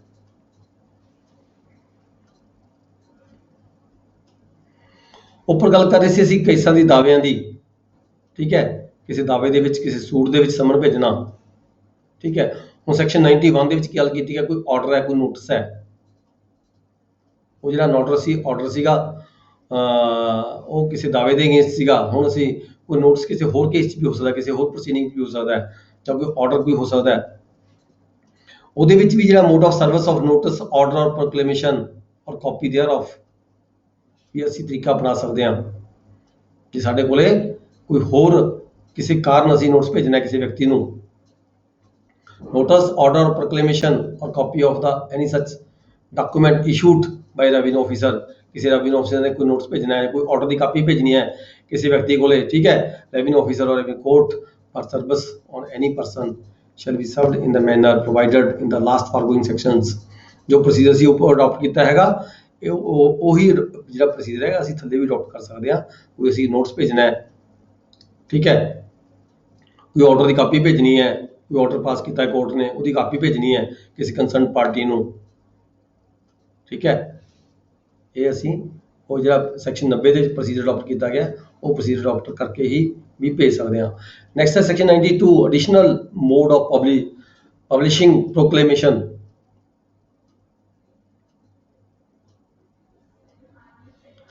ਇਹਦੇ 'ਚ ਗੱਲ ਕੀਤੀ ਗਈ ਹੈ ਫਿਰ ਉਹੀ ਵੀ ਜਿਹੜਾ ਬੀਟ ਆਫ ਡਰਮ, ਜਿਹੜਾ ਕਸਟਮਰੀ ਸਾਡਾ ਮੈਥਡ ਹੈਗਾ, ਬੀਟ ਆਫ ਡਰਮ ਦੇ ਰਾਹੀਂ ਅਸੀਂ ਕਾਪੀ ਪੇਸਟ ਕਰਕੇ ਤੇ ਡਰਮ ਢੋਲ ਵਜਾ ਕੇ ਜਿਹੜੀ ਹੈਗੀ ਮਨਾਦੀ ਕਰਵਾ ਸਕਦੇ ਹਾਂ। ਅੱਗੇ ਆ ਜਾਂਦਾ section 93 joinder of tenants as parties to the proceedings relating to rent. Sir ਜਿਹੜੀ ਹੁਣ ਮਨੈਤੀ ਫੀਸ ਹੈ ਇਹਦਾ ਕੀ ਤਰੀਕਾ, ਕਿਸ ਤਰ੍ਹਾਂ ਭਰਾਈ ਜਾਂਦੀ ਹੈ ਜੀ? ਮਨਾਦੀ ਫੀਸ, ਹਾਂਜੀ ਸਰ। ਮਨਾਦੀ ਸੀ ਰੀਡਰ ਕੋਲ ਜਮ੍ਹਾਂ ਹੁੰਦੀ ਹੈ ਨਹੀਂ ਸਰ, ਕੈਸ਼ 'ਚ ਹੁੰਦੀ ਹੈ ਜਾਂ ਟਿਕਟਾਂ ਦੇ ਰੂਪ 'ਚ, ਕਿਸ ਤਰ੍ਹਾਂ ਸਰ? ਕਿਤੇ ਦੱਸਿਆ ਨਹੀਂ ਕੁਛ ਵੀ ਇਹਦੇ ਬਾਰੇ। ਪਹਿਲਾਂ ਜਿਵੇਂ ਕਸਟਮਰ ਪੁਰਾਣਾ ਮੈਥਡ ਚੱਲਦਾ ਰਿਹਾ, ਕੈਸ਼ ਹੀ ਹੁੰਦੀ ਸੀ ਜਮ੍ਹਾਂ। ਜਿਵੇਂ FCR ਦਫ਼ਤਰ ਤੋਂ ਜਾਂ ਕਈ ਵਾਰ ਪਹਿਲਾਂ ਤਾਂ ਟਿਕਟਾਂ ਹੁੰਦੀਆਂ ਨਾਲ ਲੱਗ ਕੇ ਸਰ, ਸੀਡੀ ਟਿਕਟਾਂ ਜੀ। ਕਿ ਮੇਨ ਤਾਂ ਇਹੀ ਪ੍ਰੋਸੈਸ ਹੈਗਾ। ਹੁਣ ਆਪਾਂ ਅੱਗੇ ਕੋਈ ਸਾਨੂੰ ਹੈਡ ਤਾਂ ਦਿੱਤਾ ਨਹੀਂ ਗਿਆ ਕੋਈ ਇੱਦਾਂ ਦਾ ਵੀ ਕਿੱਥੇ ਜਮ੍ਹਾਂ ਕਰਾਈ ਜਾਵੇ ਫੀਸ, ਕੋਈ ਹੈਡ ਪ੍ਰਸਕ੍ਰਾਈਬ ਨਹੀਂ ਕੀਤਾ ਗਿਆ। ਜ਼ਿਆਦਾਤਰ ਜਿਹੜੀ ਪ੍ਰੋਸੈਸ ਹੈ ਇਹੀ ਚੱਲਦਾ ਹੈਗਾ ਵੀ ਜਿੰਨੇ ਪੈਸੇ ਦੀ ਫੀਸ ਲੱਗਦੀ ਹੈ ਉਹਨੇ ਟਿਕਟਾਂ ਜਮ੍ਹਾਂ ਲਗਾਉਂਦੇ ਆ। ਜਦੋਂ ਕੋਈ ਨੋਟਿਸ, ਜਦੋਂ ਕੋਈ ਐਪਲੀਕੇਸ਼ਨ ਦਾ ਪਾਰਟੀ, ਜਦੋਂ ਤੁਹਾਡੇ ਕੋਲੇ ਮੰਨ ਲਓ ਕੋਈ ਤੁਹਾਡੇ ਕੋਲ ਤਕਸੀਮ ਦਾ ਦਾਅਵਾ ਚੱਲ ਰਿਹਾ ਹੈ, ਠੀਕ ਹੈ, ਤਕਸੀਮ ਦੇ ਦਾਅਵੇ 'ਚ ਤੁਸੀਂ ਮਨਾਦੀ ਕਰਵਾਉਣੀ ਹੈ, ਜਿਹੜੀ ਕੰਸਰਨ ਪਾਰਟੀ ਮਨਾਦੀ ਕਰਾਉਣਾ ਚਾਹੁੰਦੀ ਹੈ ਉਹ ਅਰਜੀ ਦੇਗੀ, ਠੀਕ ਹੈ, ਨਾਲ ਉਹ ਟਿਕਟਾਂ ਲਗਾ ਦਿੰਦੀ ਹੈ ਉਨੀਆਂ, ਪਿਛਲੇ ਪਾਸੇ ਖਾਲੀ ਪੇਜ ਤੇ ਟਿਕਟਾਂ ਲਗਾ ਕੇ ਤੁਹਾਨੂੰ ਦੇ ਦਿੰਦੇ ਆ ਕੱਟ ਕੇ, ਕ੍ਰਾਸ ਕਰਕੇ। ਸਰ ਕੋਰਟ ਦੀ ਡਿਸਕ੍ਰਿਸ਼ਨ ਹੈ, ਜਿੱਦਾਂ ਮਰਜ਼ੀ ਬੰਦੇ ਨੂੰ ਮਨਾਦੀ ਕਰਨੇ ਵਾਲੇ ਨੂੰ ਪੈਸੇ ਪਹੁੰਚਣੇ ਚਾਹੀਦੇ, ਕੋਈ ਢੰਗ ਬਣਾਦਾ। ਗੱਲ ਤਾਂ ਇਹ ਹੈ ਸਰ, ਕੋਈ ਜਿਹੜਾ ਉਹਨੂੰ ਮਿਲਣਾ। ਮੇਨ ਤਾਂ ਦੇਖੋ ਜਿਹੜੇ ਬੰਦੇ ਨੇ ਮਨਾਦੀ ਕਰਨੀ ਹੈ ਪਿੰਡ ਦੇ ਵਿੱਚ, ਉਹਨੂੰ ਪੈਸੇ ਪਹੁੰਚਣੇ ਚਾਹੀਦੇ। ਮੇਨ ਤਾਂ ਪੇਮੈਂਟ ਉਹਨੂੰ ਦੇਣੀ ਹੈ, ਠੀਕ ਹੈ। ਜੇ ਤੁਸੀਂ ਕੈਸ਼ ਜਮ੍ਹਾਂ ਕਰਵਾ ਕੇ ਕੈਸ਼ ਦਵਾ ਦਿਓ ਉਸ ਤੋਂ, ਪਰ ਉਹ ਕਿੱਥੇ ਕੈਸ਼ ਲੈਣ ਲਈ ਆਏਗਾ, ਜਾਂ ਫਿਰ ਉੱਥੇ ਜਾ ਕੇ ਕੈਸ਼ ਦੇ ਦਿਓ। ਹੁਣ ਲੇਟੈਸਟ ਕਿੰਨੀ ਫੀਸ ਕਿੰਨੀ ਹੈ ਜੀ? ਕਿਤੇ ਪ੍ਰਸਕ੍ਰਾਈਬ ਨਹੀਂ ਕੀਤੀ ਗਈ ਯਾਰ, ਇਹਦਾ ਕੋਈ ਨਵੇਂ ਅਮੈਂਡਮੈਂਟਸ ਆਈਆਂ ਨੇ। ਅਦਾਲਤ ਫਿਕਸ ਕਰ ਸਕਦੀ ਹੈ, ਇਹਦੇ ਕੋਈ ਫਿਕਸ ਨਹੀਂ ਹੈ। ਇਹ ਰੈਵਨਿਊ ਖਰਚਾ ਜ਼ਿਆਦਾ ਵੱਧ ਜਾਣਾ। ਰਿਕਸ਼ਾ ਅਗਲਾ ਕਹਿੰਦਾ ਜੀ ਰਿਕਸ਼ਾ ਤੇ ਸਪੀਕਰ ਲਾ ਕੇ ਕਰੋ, ਸ਼ਹਿਰ 'ਚ ਘੁਮਾਓ ਜਾਂ ਸਾਰੇ ਪਿੰਡ 'ਚ ਘੁਮਾਓ। It depends upon the justification ਹੋਣੀ ਚਾਹੀਦੀ ਹੈ ਵੀ ਕਿੰਨਾ ਖਰਚਾ ਹੋਏਗਾ। ਹੁਣ ਸ਼ਹਿਰ ਦੇ ਵਿੱਚ ਗੱਲ ਕਰ ਲਈ ਆਪਾਂ, ਇਹ ਸ਼ਹਿਰ 'ਚ ਮਨਾਦੀ ਕਰਨੀ, ਤੁਹਾਨੂੰ 500 ਰੁਪਏ ਤੋਂ ਘੱਟ ਕੋਈ ਬੰਦੇ ਨਹੀਂ ਮਿਲੇਗਾ ਇੱਥੇ ਮਨਾਦੀ ਕਰਨ ਦੇ ਲਈ। ਜੇ ਪਿੰਡ ਦੇ ਵਿੱਚ ਸਪੀਕਰ 'ਚ ਆਵਾਜ਼ ਦੇ ਦੇਣੀ ਹੈ, ਸਪੀਕਰ ਉੱਥੇ ਆਪਾਂ 100 ਰੁਪਏ ਨਾਲ ਸਰ ਜਾਂਦਾ। ਇਹ ਡਿਪੈਂਡ ਕਰਦਾ ਹੈ, it is the satisfaction of the revenue court. Next ਆ ਗਏ ਜੀ ਆਪਾਂ ਰੈਂਟ, ਆਪਣਾ joinder of tenants as parties to the proceeding.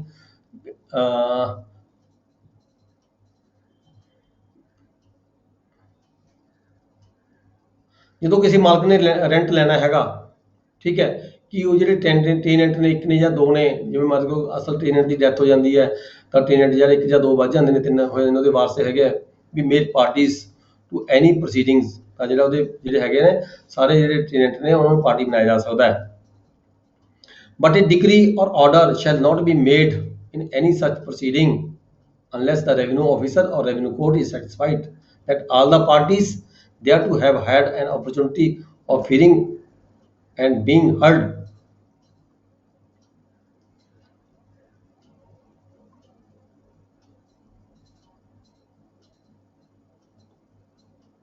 But a decree or order shall not be made in any such proceeding.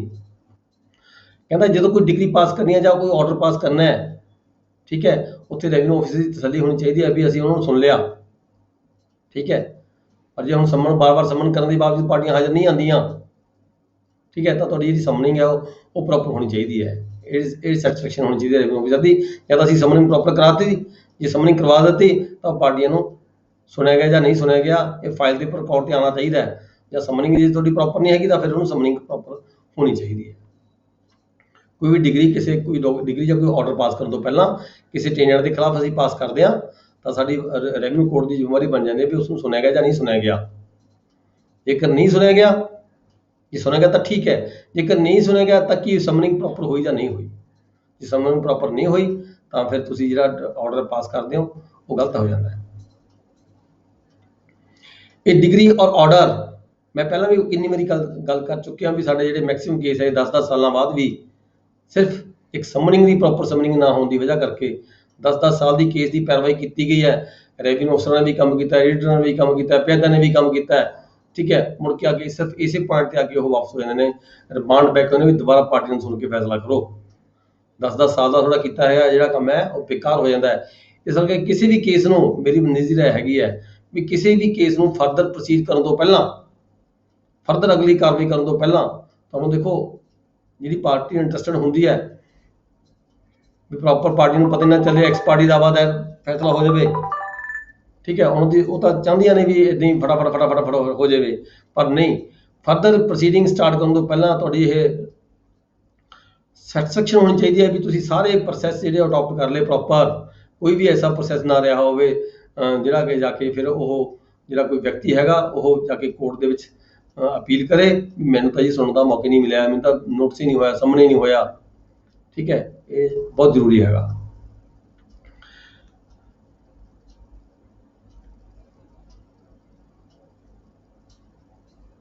Next is section 94, exception of suit under this act from operation of certain enactment.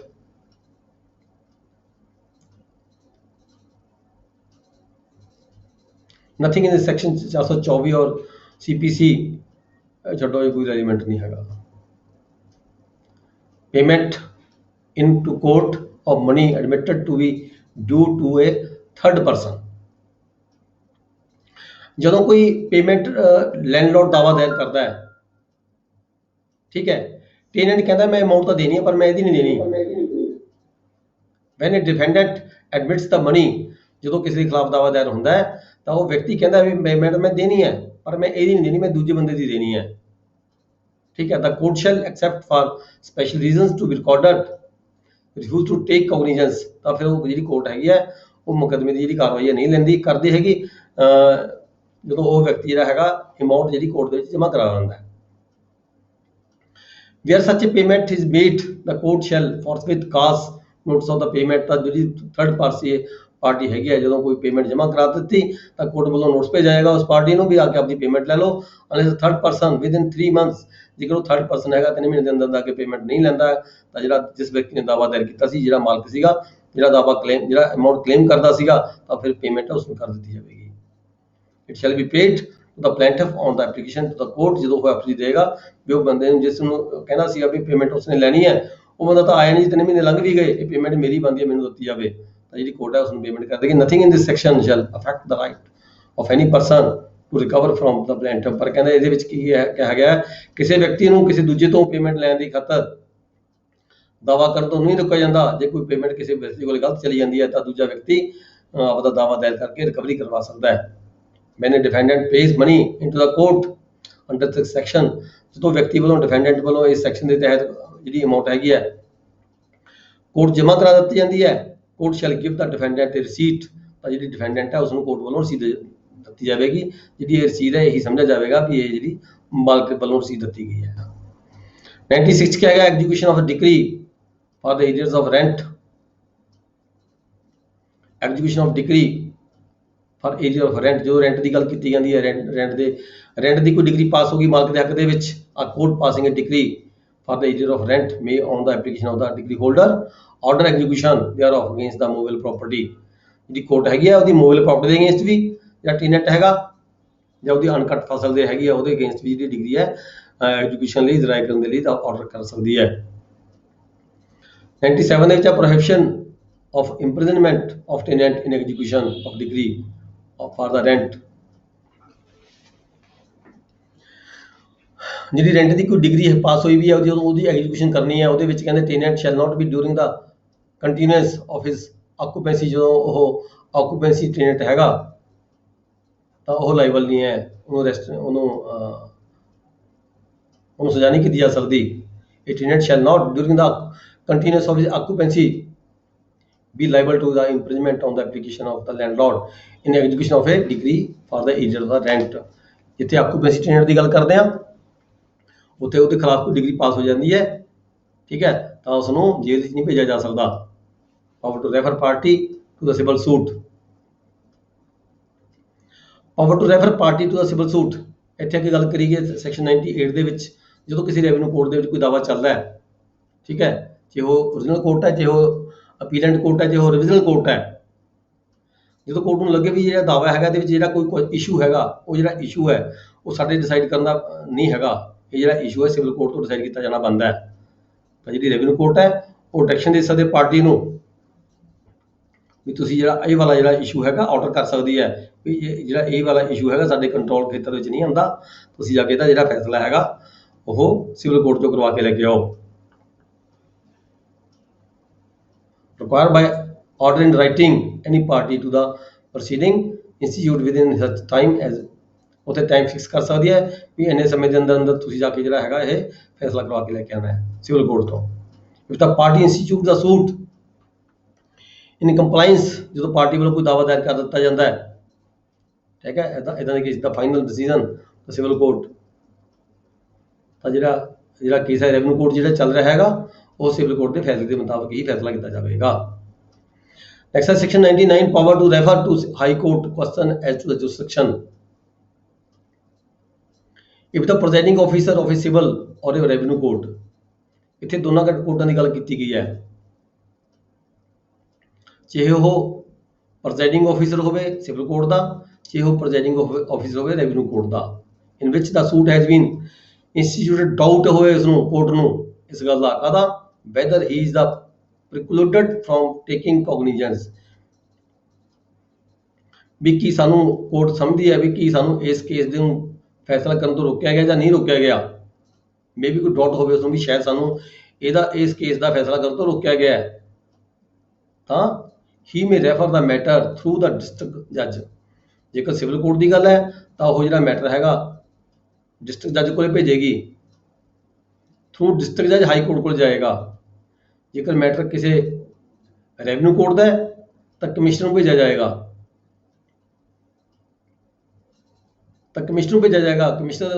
Commissioner ਤੋਂ ਹੋ ਕੇ high court ਜਾਏਗਾ, ਤਾਂ high court ਵੱਲੋਂ ਕੋਈ order pass ਕੀਤਾ ਗਿਆ ਹੈ ਜੇਕਰ ਵੀ ਤੁਸੀਂ ਇਹ ਵਾਲਾ ਜਿਹੜਾ ਨੇਚਰ ਦਾ ਜਿਹੜਾ ਕੇਸ ਹੈਗਾ ਇਹ ਡਿਸਾਈਡ ਕਰਨਾ ਹੈ ਨਹੀਂ ਕਰਨਾ, ਇੱਦਾਂ ਦਾ ਕੋਈ ਕਨਫਿਊਜ਼ਨ ਹੈ ਕੋਰਟ ਨੂੰ, ਠੀਕ ਹੈ, ਤਾਂ ਜਿਹੜਾ ਮੈਟਰ ਹੈਗਾ ਹਾਈ ਕੋਰਟ ਕੋਲ ਭੇਜਿਆ ਜਾਵੇਗਾ, whether he may be decided or entertained ਔਰ ਨਾਟ। ਜੇਕਰ ਸਿਵਲ ਕੋਰਟ ਦੇ ਵਿੱਚ ਹੈ ਤਾਂ ਡਿਸਟ੍ਰਿਕਟ ਜੱਜ ਰਾਹੀਂ ਜਾਏਗਾ, ਜੇਕਰ ਰੈਵਨਿਊ ਕੋਰਟ ਦੇ ਵਿੱਚ ਹੈ ਕਮਿਸ਼ਨਰ ਦੇ ਰਾਹੀਂ ਜਾਏਗਾ ਹਾਈ ਕੋਰਟ ਨੂੰ। On any such reference being made the high court ਮੇ, ਜਦੋਂ ਹਾਈ ਕੋਰਟ ਕੋਲ ਕੋਈ ਇੱਦਾਂ ਦਾ ਰੈਫਰੈਂਸ ਪਹੁੰਚਦਾ ਹੈ ਤਾਂ high court may order the presiding officer either to proceed further with the suit or to return the plaint for the presentation to such other court. ਤਾਂ high court order ਕਰ ਸਕਦੀ ਹੈ ਉਸ ਪ੍ਰੈਜ਼ਾਈਡਿੰਗ ਆਫੀਸਰ ਨੂੰ ਜਿਹਦੀ ਅਦਾਲਤ ਵਿੱਚ ਦਾਅਵਾ ਚੱਲ ਰਿਹਾ ਹੈ, ਚਾਹੇ ਉਹ ਰੈਵਨਿਊ ਕੋਰਟ ਹੈ, ਚਾਹੇ ਉਹ ਰੈਵਨਿਊ ਕੋਰਟ ਹੈ, ਚਾਹੇ ਉਹ ਸਿਵਲ ਕੋਰਟ ਹੈ, ਵੀ ਤੁਸੀਂ ਪ੍ਰੋਸੀਡ ਫਰਦਰ ਕਰੋ, ਇਸ ਕੇਸ ਨੂੰ ਜਿਹੜੀ ਕਾਰਵਾਈ ਅੱਗੇ ਚਲਾਓ, ਜਾਂ ਫਿਰ ਇਹ ਵੀ ਆਰਡਰ ਕੀਤਾ ਜਾ ਸਕਦਾ ਹੈ ਵੀ ਇਸ ਪਾਰਟੀਕੂਲਰ ਕੇਸ ਨੂੰ ਫਲਾਣੀ ਅਦਾਲਤ ਦੇ ਵਿੱਚ ਟ੍ਰਾਂਸਫਰ ਕਰ ਦਿੱਤਾ ਜਾਵੇ। The order of the high court on any such reference shell B ਕਨਕਲੂਸਿਵ। ਇਹ ਜਿਹੜਾ ਆਰਡਰ ਹੋਏਗਾ ਹਾਈ ਕੋਰਟ ਦਾ ਇਹ ਫਾਈਨਲ ਆਰਡਰ ਹੋਏਗਾ।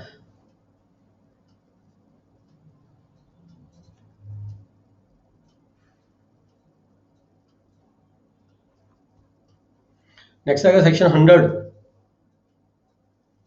Power of high court to validate proceedings held under mistake as to the jurisdiction। ਇਹ section ਕੀ deal ਕਰਦਾ ਹੈ? ਹਾਈ ਕੋਰਟ ਦੀ ਕੀ ਪਾਵਰ ਹੈ? ਹਾਈ ਕੋਰਟ ਦੀ ਇੱਥੇ ਪਾਵਰ ਦੱਸੀ ਗਈ ਹੈ ਵੀ ਜੇ ਕੋਈ ਮੈਟਰ ਸੀਗਾ ਰੈਵਨਿਊ ਕੋਰਟ ਦਾ ਸੀਗਾ, ਸਬ ਸੈਕਸ਼ਨ 1 ਕਲੌਜ਼ ਏ, ਰੈਵਨਿਊ ਕੋਰਟ ਦਾ ਰੈਵਨਿਊ ਕੋਰਟ ਦਾ ਮੈਟਰ ਸੀਗਾ ਪਰ ਡਿਸਾਈਡ ਕਰਦਾ ਸਿਵਲ ਕੋਰਟ ਨੇ। if it appears to the court, civil court, that the court section 77 but decided by the revenue court, ठीक है, revenue court ने फैसला करता, civil court ने फैसला करता, ਕੰਮ ਕਰਨਾ ਸੀ ਰੈਵਨਿਊ ਕੋਰਟ ਨੇ। 20 ਕਲੌਜ਼ ਦੇ ਵਿੱਚ ਕੀ ਹੈਗਾ, ਵਰਕ ਸਿਵਲ ਕੋਰਟ ਦਾ ਸੀਗਾ ਪਰ ਫੈਸਲਾ ਕਰਤਾ ਰੈਵਨਿਊ ਕੋਰਟ ਨੇ, ਤਾਂ ਕੀ ਹੋਏਗਾ, ਦਾ ਸਿਵਲ ਕੋਰਟ ਔਰ ਦਾ ਰੈਵਨਿਊ ਕੋਰਟ। ਬਾਅਦ ਪਤਾ ਲੱਗਿਆ ਸਿਵਲ ਕੋਰਟ ਨੂੰ ਜਾਂ ਰੈਵਨਿਊ ਕੋਰਟ ਨੂੰ ਵੀ ਮੇਰਾ ਕੰਮ ਤਾਂ ਹੈ ਨਹੀਂ ਸੀਗਾ ਪਰ ਮੇਰੇ ਤੋਂ ਹੋ ਗਿਆ। ਐਦਾ ਕੇਸ ਵਿੱਚ ਵੀ shall submit the record of the suit to the high court, ਤਾਂ ਇਹ ਜਿਹੇ ਕੇਸ ਦੇ ਵਿੱਚ ਜਿਹੜਾ ਹੈਗਾ ਰਿਕਾਰਡ ਹੈ ਉਹ ਹਾਈ ਕੋਰਟ ਵੱਲ ਭੇਜਿਆ ਜਾਏਗਾ। If on the perusal of the record it appears to the high court that the suit was so determined in good faith, ਜਦੋਂ ਹਾਈ ਕੋਰਟ ਨੂੰ ਲੱਗੇ ਵੀ ਜਿਹੜਾ ਇਹ ਦਾਅਵਾ ਹੈਗਾ ਇਹ ਗੁੱਡ ਫੇਥ ਚ ਪਾਸ ਕੀਤਾ ਗਿਆ ਹੈ, ਤਾਂ high court may order that the decree be registered in the court which has jurisdiction। ਤਾਂ ਹਾਈ ਕੋਰਟ ਕੋਲੋਂ ਹਾਈ ਕੋਰਟ ਆਰਡਰ ਕਰ ਸਕਦੀ ਹੈ ਵੀ ਬੇਸ਼ੱਕ ਇਹ ਦਾਅਵੇ ਦਾ ਫੈਸਲਾ ਕਰਤਾ ਪਰ ਜਿਹੜੀ ਡਿਗਰੀ ਹੈਗੀ ਹੈ ਇਹਦੀ ਜਿਹੜੀ ਰਜਿਸਟ੍ਰੇਸ਼ਨ ਹੈ, ਰਜਿਸਟ੍ਰੇਸ਼ਨ ਇਹਦੀ ਉੱਥੇ ਦਰਜ ਕੀਤੀ ਜਾਵੇ ਜਿਸ ਕੋਰਟ ਦਾ ਅਧਿਕਾਰ ਖੇਤਰ ਬਣਦਾ ਸੀਗਾ। ਜੇਕਰ ਅਧਿਕਾਰ ਖੇਤਰ ਇਹ ਸਿਵਲ ਕੋਰਟ ਦਾ ਸੀਗਾ ਤਾਂ ਉੱਥੇ ਦਰਜ ਹੋ ਜਾਵੇ, ਠੀਕ ਹੈ। ਜੇ ਅਧਿਕਾਰ ਖੇਤਰ ਰੈਵਨਿਊ ਕੋਰਟ ਦਾ ਸੀਗਾ ਤਾਂ ਰੈਵਨਿਊ ਕੋਰਟ ਦੇ ਜਿਹੜੇ ਅਧਿਕਾਰ ਖੇਤਰ ਸੀ ਉੱਥੇ ਦਰਜ ਹੋ ਜਾਵੇ, ਉਹਦੇ ਰਿਕਾਰਡ 'ਚ ਦਰਜ ਹੋ ਜਾਵੇ।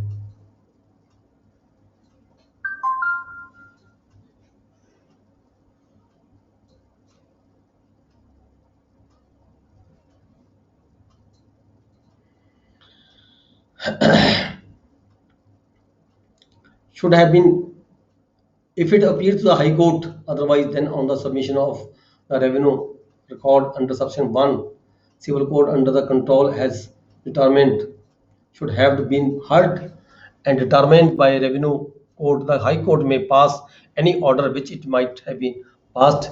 ਤਾਂ ਜੇਕਰ ਕੋਰਟ ਨੂੰ ਲੱਗੇ ਵੀ ਜਾਣਬੁੱਝ ਕੇ ਪਾਸ ਕੀਤਾ ਗਿਆ ਕਿਸੇ ਕੋਰਟ ਵੱਲੋਂ ਤਾਂ ਹਾਈ ਕੋਰਟ ਕੋਈ ਵੀ ਆਰਡਰ ਪਾਸ ਕਰ ਸਕਦੀ ਹੈ। High Court may pass any order which it might have been passed if the record had been submitted it under that subsection।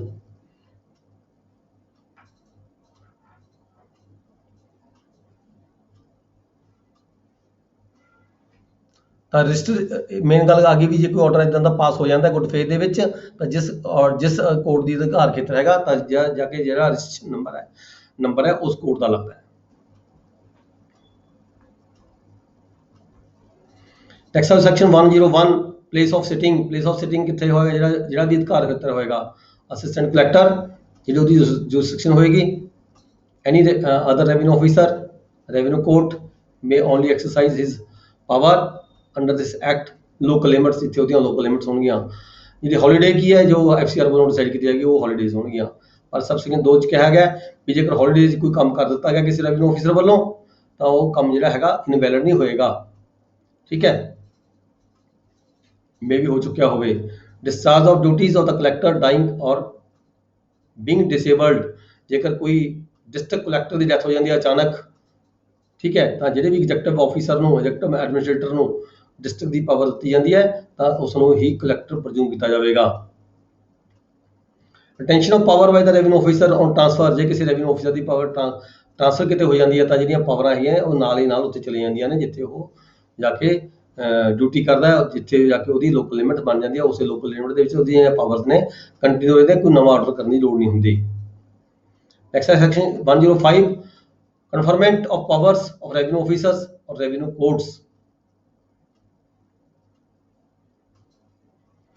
The state government may by notification, ਜੋ ਸਰਕਾਰ ਹੈਗੀ ਹੈ ਕੋਈ ਵੀ notification ਕਰਕੇ ਆਲ or any of the powers of the FC commissioner collector ਜਿਹਨੇ ਪਾਵਰਾਂ ਦਿੱਤੀਆਂ ਜਾ ਸਕਦੀਆਂ ਨੇ ਕਿਸੇ ਨੂੰ ਵੀ all are or any of the powers which assistant collector of the either grade is may be invested there under and may be notification withdraw।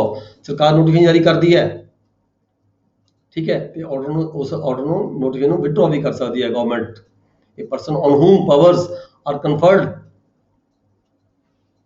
Under subsection 1 shall exercise those powers within such local limits and ਜਿਸ ਬੰਦੇ ਨੂੰ power ਦਿੱਤੀਆਂ ਗਈਆਂ ਨੇ ਉਹ ਆਪਦੀ local limit ਦੇ ਵਿੱਚ ਯੂਜ਼ ਕਰ ਸਕਦਾ ਹੈ। ਜੇਕਰ ਪੰਜਾਬ ਨੂੰ ਮਤਲਬ ਕਿ ਫਾਈਨੈਂਸ਼ੀਅਲ ਕਮਿਸ਼ਨ ਨੂੰ ਪਾਵਰ ਦਿੱਤੀਆਂ ਗਈਆਂ ਨੇ ਪੂਰੇ ਪੰਜਾਬ 'ਚ ਯੂਜ਼ ਕਰੇਗਾ, ਕਮਿਸ਼ਨਰ ਆਪਦੀ ਡਿਵੀਜ਼ਨ 'ਚ ਯੂਜ਼ ਕਰੇਗਾ, ਕਲੈਕਟਰ ਆਪਣੇ ਡਿਸਟ੍ਰਿਕਟ ਦੇ ਵਿੱਚ। ਇਸੇ ਤਰੀਕੇ ਜਿਹੜੇ ਅਸਿਸਟੈਂਟ ਕਲੈਕਟਰ ਹੈਗਾ ਉਹ ਆਪਣੇ ਅਧਿਕਾਰ ਖੇਤਰ ਦੇ ਵਿੱਚ ਹੀ ਜਿਹੜੀ ਹੈਗਾ ਪਾਵਰ ਯੂਜ਼ ਕਰਦਾ ਹੈ।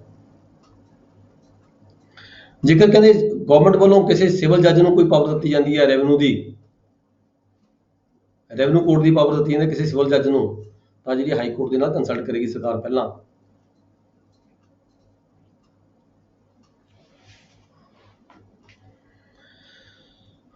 ਕਲੈਕਟਰ ਦੀਆਂ ਪਾਵਰਾਂ ਵੀ ਅਸਿਸਟੈਂਟ ਕਲੈਕਟਰ ਨੂੰ ਦਿੱਤੀਆਂ ਜਾ ਸਕਦੀਆਂ ਨੇ ਗਵਰਨਮੈਂਟ ਵੱਲੋਂ, ਇਹ ਆਪਾਂ ਦੇਖਦੇ ਹਾਂ ਅਕਸਰ ਦਿੱਤੀਆਂ ਜਾਂਦੀਆਂ ਨੇ। ਪਰ ਉਹਦੇ ਨਾਲ ਇਹ ਹੈਗਾ ਵੀ ਜੇ ਕੋਈ ਅਸਿਸਟੈਂਟ ਕਲੈਕਟਰ ਨੂੰ ਕਲੈਕਟਰ ਦੀਆਂ ਪਾਵਰਾਂ ਦੇ ਦਿੱਤੀਆਂ ਤਾਂ ਉਹਦਾ ਮਤਲਬ ਇਹ ਨਹੀਂ ਹੈਗਾ ਵੀ ਉਹ ਜਿਹੜਾ ਉਹਦਾ ਕੰਟਰੋਲ ਹੈਗਾ ਅਸਿਸਟੈਂਟ ਕਲੈਕਟਰ ਦਾ ਉਹ ਕਲੈਕਟਰ ਤੋਂ ਬਾਹਰ ਚਲਾ ਗਿਆ, ਪਰ ਕੰਟਰੋਲ ਦੇ ਅੰਦਰ ਕੰਮ ਕਰੇਗਾ ਉਸੇ ਕਲੈਕਟਰ ਦੇ ਅੰਦਰ, ਜੇਕਰ ਬੇਸ਼ੱਕ ਪਾਵਰਾਂ ਕਲੈਕਟਰ ਦੀਆਂ ਯੂਜ਼ ਕਰ ਰਿਹਾ ਹੈਗਾ ਕੋਈ assistant collector. 106 power of financial commissioner to make rules. ਇਹ ਆਪਾਂ ਗੱਲ ਕਰੀਏ ਬਾਰ-ਬਾਰ ਵੀ ਜਿਹੜੇ ਫਾਈਨੈਂਸ਼ੀਅਲ ਕਮਿਸ਼ਨਰ ਕੋਲ ਜਿਹੜੇ ਰੂਲ ਬਣਾਉਣ ਦੀ ਪਾਵਰ ਹੈਗੀ ਹੈ, ਮੇਕ ਰੂਲਸ ਕੰਸਿਸਟੈਂਟ, ਜਿਹੜੇ ਰੂਲ ਬਣਾਏ ਜਾਣਗੇ ਉਹ ਜਿਹੜਾ ਇਹ ਐਕਟ ਹੈਗਾ ਇਹਦੇ ਕੰਸਿਸਟੈਂਟ ਹੋਣਗੇ, ਇਹਦੇ ਨਾਲ ਮੇਲ ਖਾਂਦੇ ਹੋਣਗੇ। ਜਦੋਂ ਕਿਤੇ ਕੋਈ ਰਿਕਾਰਡ ਆਫ ਰਾਈਟ ਦੀ ਗੱਲ ਕਰੇ ਗਏ ਆ, number and amount of the instalments, ਜਿਵੇਂ ਕਿ ਲੈਂਡ ਦੀ ਗੱਲ ਕੀਤੀ ਗਈ ਹੈ ਵੀ ਕਿੰਨੀ ਕਿਸ਼ਤਾਂ 'ਚ ਜਮ੍ਹਾਂ ਹੋਏਗਾ, ਜਮ੍ਹਾਂਬੰਦੀ ਬਣਾਉਣ ਦਾ ਜਿਹੜਾ ਟਾਈਮ ਹੈ ਕੋਈ ਉਹਦੀ ਘੱਟ ਉਹ ਅੱਗੇ ਪਿੱਛੇ ਕਰਨਾ ਹੈ, ਠੀਕ ਹੈ। ਇਹ ਜਿਹੜੇ ਰੂਲ ਹੈ ਐਫਸੀਆਰ ਵੱਲੋਂ ਬਣਾਏ ਜਾ ਸਕਦੇ ਆ। ਇਸੇ ਤਰੀਕੇ ਰੈਵਨਿਊ ਆਫਿਸਰ ਨੂੰ ਕੋਈ ਗਾਈਡੈਂਸਸ ਦੇਣੀਆਂ ਨੇ, ਠੀਕ ਹੈ, ਉਹਦੇ amount of the land revenue of any land ਤੇ ਫਿਕਸ ਕੀਤਾ ਜਾਣਾ ਹੈ, ਲੈਂਡ ਰੈਵਨਿਊ ਫਿਕਸ ਕੀਤਾ ਜਾਣਾ ਹੈ। ਪੀਰੀਅਡ ਆਫ ਨੋਟ ਅਰੈਸਟ, ਕੋਈ ਸਮਾਂ ਨਿਰਧਾਰਿਤ ਕਰਨਾ ਹੈ ਕਿਸੇ ਵਿਅਕਤੀ ਨੂੰ, ਟੈਨੈਂਟ ਨੂੰ ਕਦੋਂ ਅਰੈਸਟ ਕੀਤਾ ਜਾਣਾ, ਕਦੋਂ ਨਹੀਂ ਕੀਤਾ ਜਾਣਾ, ਕੋਈ ਸਮਾਂ ਕਿਹੜੇ ਸਮੇਂ 'ਚ ਕਿਸੇ ਵਿਅਕਤੀ ਨੂੰ ਅਰੈਸਟ ਨਹੀਂ ਕੀਤਾ ਜਾ ਸਕਦਾ, ਉਹ ਜਿਹੜੇ ਹੈਗੇ ਆ ਉਹ ਵੀ ਰੂਲ ਸਰਕਾਰ ਐਫਸੀਆਰ ਵੱਲੋਂ ਬਣਾਏ ਜਾ ਸਕਦੇ ਆ। ਫਿਰ ਪ੍ਰੋਸੀਜਰ ਹੈ ਡੀ ਦੇ ਵਿੱਚ ਪ੍ਰੋਸੀਜਰ ਰੈਗੂਲੇਟਿੰਗ ਫੀ ਪੇਬਲ, ਜਿਹੜੀ ਇੰਸਪੈਕਸ਼ਨ ਕਰਨੀ ਹੈ ਉਹਦੀ ਕੋਰਟ ਫੀਸ ਇੰਸਪੈਕਸ਼ਨ ਦੀ ਫੀਸ ਕਿੰਨੀ ਹੋਏਗੀ, ਕਾਪੀ ਦੇਣ ਦੀ ਫੀਸ ਕਿੰਨੀ ਹੋਏਗੀ, ਇਹ ਵੀ ਸਮੇਂ-ਸਮੇਂ ਤੇ ਜਿਹੜੀ ਐਫਸੀਆਰ ਵੱਲੋਂ ਨਿਰਧਾਰਿਤ ਕੀਤੀ ਜਾਂਦੀ ਹੈ, ਚੇਂਜ ਕੀਤੀ ਜਾਂਦੀ ਹੈ। ਫਾਰਮ ਨੇ, ਬੁੱਕਸ ਨੇ, ਉਹਦੇ ਜਿਹੜੇ ਕਾਲਮ ਨੇ, ਠੀਕ ਹੈ, ਉਹ ਵੀ ਐਫਸੀਆਰ ਵੱਲੋਂ ਚੇਂਜ ਕੀਤੇ ਜਾਂਦੇ ਨੇ। ਲੈਂਗੁਏਜ ਹੈ ਉਹਦਾ ਕੋਰਟ ਦੀ ਲੈਂਗੁਏਜ ਆਫੀਸ਼ੀਅਲ ਲੈਂਗੁਏਜ ਹੈਗੀ ਹੈ, ਠੀਕ ਹੈ। ਜੇ ਕਿਤੇ ਇੰਗਲਿਸ਼ ਕੋਈ ਜ਼ਰੂਰਤ ਹੈਗੀ ਹੈ ਉਹ ਵੀ ਐਫਸੀਆਰ ਵੱਲੋਂ ਬਣਾਈ ਜਾ ਸਕਦੀ ਹੈ। ਇਸੇ ਤਰੀਕੇ ਗਾਈਡੈਂਸਸ ਨੇ, guidances to revenue officers any persons in matters connected with the enforcement of this act. ਇਸ ਐਕਟ ਨੂੰ ਇਨਫੋਰਸਮੈਂਟ ਕਰਨ ਦੀ ਖਾਤਰ ਕਿਤੇ ਕੋਈ ਗਾਈਡੈਂਸ ਦੀ ਲੋੜ ਪੈਂਦੀ ਹੈਗੀ ਹੈ, ਠੀਕ ਹੈ। ਕੋਈ ਰੈਫਰੈਂਸ ਬਣਾ ਕੇ ਕੋਈ ਕੋਰਟ ਭੇਜਦੀ ਹੈ ਐਫਸੀਆਰ ਨੂੰ, ਉਹਨੂੰ ਨਹੀਂ ਪਤਾ ਹੁੰਦਾ ਮੈਂ ਕੀ ਕੀਤਾ ਜਾਣਾ ਇਸ 'ਚ, ਮੇਰਾ ਕੋਈ ਆਰਡਰ ਹੈ, ਕੋਈ ਐਕਟ ਹੈ, ਕੋਈ ਆਰਡਰ ਹੈਗਾ ਉਹ ਮਤਲਬ ਕਿ ਪ੍ਰੋਪਰ ਇੰਟਰਪ੍ਰੈਟ ਨਹੀਂ ਹੋ ਰਿਹਾ, ਤਾਂ ਉਹਦੀ ਗਾਈਡੈਂਸ ਜਿਹੜੀ ਹੈਗੀ ਹੈ ਲਈ ਜਾ ਸਕਦੀ ਹੈ। ਅਨਟਿਲ ਰੂਲਸ ਆਰ ਮੇਡ, ਜਦੋਂ ਤੱਕ ਰੂਲ ਕਹਿੰਦੇ ਬਣ ਨਹੀਂ ਜਾਂਦੇ ਹੈਗੇ। Section 1 rent shall be recovered by the instalments, ਜਿਹੜਾ ਰੈਂਟ ਹੈਗਾ ਜੇ ਕੋਈ ਨਵੇਂ ਰੂਲਾਂ 'ਚ ਚੇਂਜ ਨਹੀਂ ਹੁੰਦੀ ਤਾਂ ਫਿਰ ਜਿਹੜਾ ਰੈਂਟ ਹੈਗਾ ਇੰਸਟਾਲਮੈਂਟ 'ਚ ਹੀ ਪੇਬਲ ਹੁੰਦਾ ਹੈ। Subsection 3 ਦੇ ਵਿੱਚ ਕਿਹਾ rules made by the financial commissioner under this other sections shall be made subject to the control of the state. ਜਿਹੜੇ ਵੀ ਰੂਲ ਐਫਸੀਆਰ ਵੱਲੋਂ ਬਣਾਏ ਜਾਣਗੇ ਉਹ ਸਟੇਟ ਗਵਰਨਮੈਂਟ ਦੇ ਕੰਟਰੋਲ ਵਿੱਚ ਹੀ ਬਣਾਏ ਜਾਣਗੇ। 106A licensing of the legal petition writers. ਹਾਂ, ਪਟੀਸ਼ਨ ਰਾਈਟਰਸ ਨੂੰ ਕੋਈ ਲਾਇਸੈਂਸ ਜਾਰੀ ਕਰਨੇ ਨੇ, ਉਹਦੇ ਸੰਬੰਧੀ ਕੋਈ ਰੂਲ ਬਣਾਏ ਜਾਂਦੇ ਨੇ, ਕੌਣ ਬੰਦਾ ਲੀਗਲ ਪ੍ਰੈਕਟਿਸ ਕਰ ਸਕਦਾ, ਕੌਣ ਨਹੀਂ ਕਰ ਸਕਦਾ, ਠੀਕ ਹੈ, ਉਹ ਰੂਲ ਬਣਾਏ ਜਾਂਦੇ ਆ, ਉਹ ਵੀ ਐਫਸੀਆਰ ਵੱਲੋਂ ਬਣਾਏ ਜਾਂਦੇ। ਪਰਸਨ ਹੂ ਕੰਟਰਾਵੀਨਸ ਪ੍ਰਸਕ੍ਰਾਈਬ ਪੈਨਲਟੀ, ਜੇ ਕੋਈ ਰੂਲ ਦੀ ਕੋਈ ਐਕਟ ਦੀ ਕੋਈ ਕੰਟਰਾਵੀਨ ਕਰਦਾ ਹੈ ਉਹਦੀ ਲਾਇਬਿਲਿਟੀ ਬਣਦੀ ਹੈ, ਉਹਨੂੰ ਕੋਈ ਜੁਰਮਾਨਾ ਲਗਾਉਣਾ ਹੈ, ਪੈਨਲਟੀ ਲਗਾਉਣੀ ਹੈ, ਉਹ ਵੀ ਰੂਲ ਬਣਾਏ ਜਾ ਸਕਦੇ ਆ। Financial commissioner may from time to time make rules consistent with the act. ਸਮੇਂ-ਸਮੇਂ ਤੇ ਰੂਲ ਬਣਾਏ ਜਾ ਸਕਦੇ ਨੇ ਐਫਸੀਆਰ ਵੱਲੋਂ। Declaring what persons shall be the permitted to act as petition writer. ਕੌਣ ਬੰਦਾ ਪਟੀਸ਼ਨ ਰਾਈਟਰ ਹੋ ਸਕਦਾ ਹੈ, ਕੌਣ ਨਹੀਂ ਹੋ ਸਕਦਾ, ਕਿਹਨੂੰ ਪਟੀਸ਼ਨ ਅਰਜੀ ਲਿਖਣ ਦੀ ਮਤਲਬ ਕਿ ਦਿੱਤੀ ਜਾ ਸਕਦੀ ਹੈ ਅਥਾਰਟੀ। ਇਸ਼ੂ ਸਸਪੈਂਸ਼ਨ ਰੈਵੋਕੇਸ਼ਨ ਲਾਇਸੈਂਸ, ਕਿਸੇ ਵਿਅਕਤੀ ਨੂੰ ਲਾਇਸੈਂਸ ਦੇਣਾ ਹੈ, ਠੀਕ ਹੈ, ਉਹਦਾ ਲਾਇਸੈਂਸ ਸਸਪੈਂਡ ਕਰਨਾ ਹੈ, ਵਾਪਸ ਲੈਣਾ ਹੈ, ਰਿਨਿਊ ਕਰਨਾ ਹੈ, ਕਿੰਨੀ ਫੀਸ ਹੋਏਗੀ। ਜਿਹਨੇ ਰੈਵਨਿਊ ਕੋਰਟਾਂ ਦੇ ਵਿੱਚ ਜਾ ਕੇ ਆਪਦੇ ਸੂਟ ਲੜਨੇ ਦੇ ਮੁਕੱਦਮੇ ਦਾਇਰ ਕੀਤੇ ਜਾਣੇ ਨੇ ਉਹਨਾਂ ਵਿਅਕਤੀਆਂ ਨੂੰ ਜਿਹੜਾ ਲਾਇਸੈਂਸ ਜਾਰੀ ਕਰਨਾ ਹੈ ਉਹਦੇ ਰਿਗਾਰਡਿੰਗ ਜਿਹੜੇ ਰੂਲਸ ਹੈਗੇ ਆ ਐਫਸੀਆਰ ਬਣਾਏ ਜਾਂਦੇ ਆ providing for the penalty that may be imposed ਕੋਈ penalty ਹੈ ਕੋਈ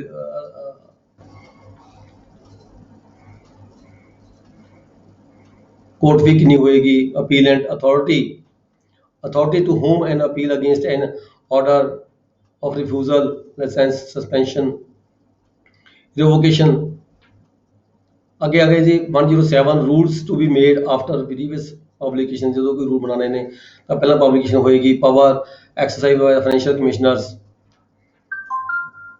all the powers conferred by this act on the financial commissioner may be exercised from time to time occasion requires ਜਦੋਂ ਵੀ ਲੋੜ ਪੈਂਦੀ ਹੈ ਕਹਿੰਦਾ ਉਦੋਂ ਜਿਹੜੇ ਰੂਲ ਬਣਾਏ ਜਾ ਸਕਦੇ ਨੇ effects of this act on the record of rights and agreement ਕਹਿੰਦਾ ਇਹ ਜਿਹੜਾ ਐਕਟ ਹੈਗਾ ਇਹਦਾ ਕੀ ਇਫੈਕਟ ਜਿਹੜਾ ਹੈਗਾ ਰਿਕਾਰਡ ਆਫ ਰਾਈਟਸ ਤੇ ਕੀ ਪੈਂਦਾ ਹੈ ਐਗਰੀਮੈਂਟ ਤੇ ਕੀ ਇਫੈਕਟ ਪੈਂਦਾ ਹੈ ਨਲਟੀ ਆਫ ਸਰਟਨ 109 ਹੈਗਾ nullity of certain entries in record of rights ਕਹਿੰਦਾ ਇੱਕ ਜਮਾਬੰਦੀ ਦੇ ਵਿੱਚ ਕਿਤੇ ਰੋਕਿਆ ਗਿਆ ਇਹ ਕਿਤੇ ਬੇਲਵਾ ਦਿੱਤਾ ਗਿਆ ਪ੍ਰੀਵੈਂਟ ਟੈਨੈਂਟ ਇੰਪਰੂਵਮੈਂਟ ਜਿੱਥੇ ਕਹਿੰਦਾ ਜਮਾਬੰਦੀ ਕਿਤੇ ਇਹ ਹਵਾਲਾ ਦਿੱਤਾ ਗਿਆ ਵੀ ਜਿਹੜਾ ਟੈਨੈਂਟ ਹੈ ਉਹ ਕੋਈ ਇੰਪਰੂਵਮੈਂਟ ਨਹੀਂ ਕਰਵਾ ਪਾਏਗਾ ਤੇ that tenant ਐਜੈਕਟਡ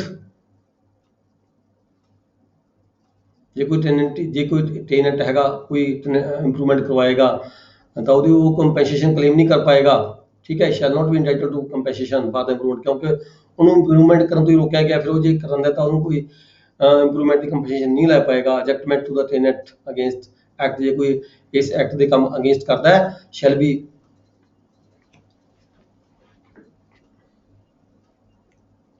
shall be void to that extent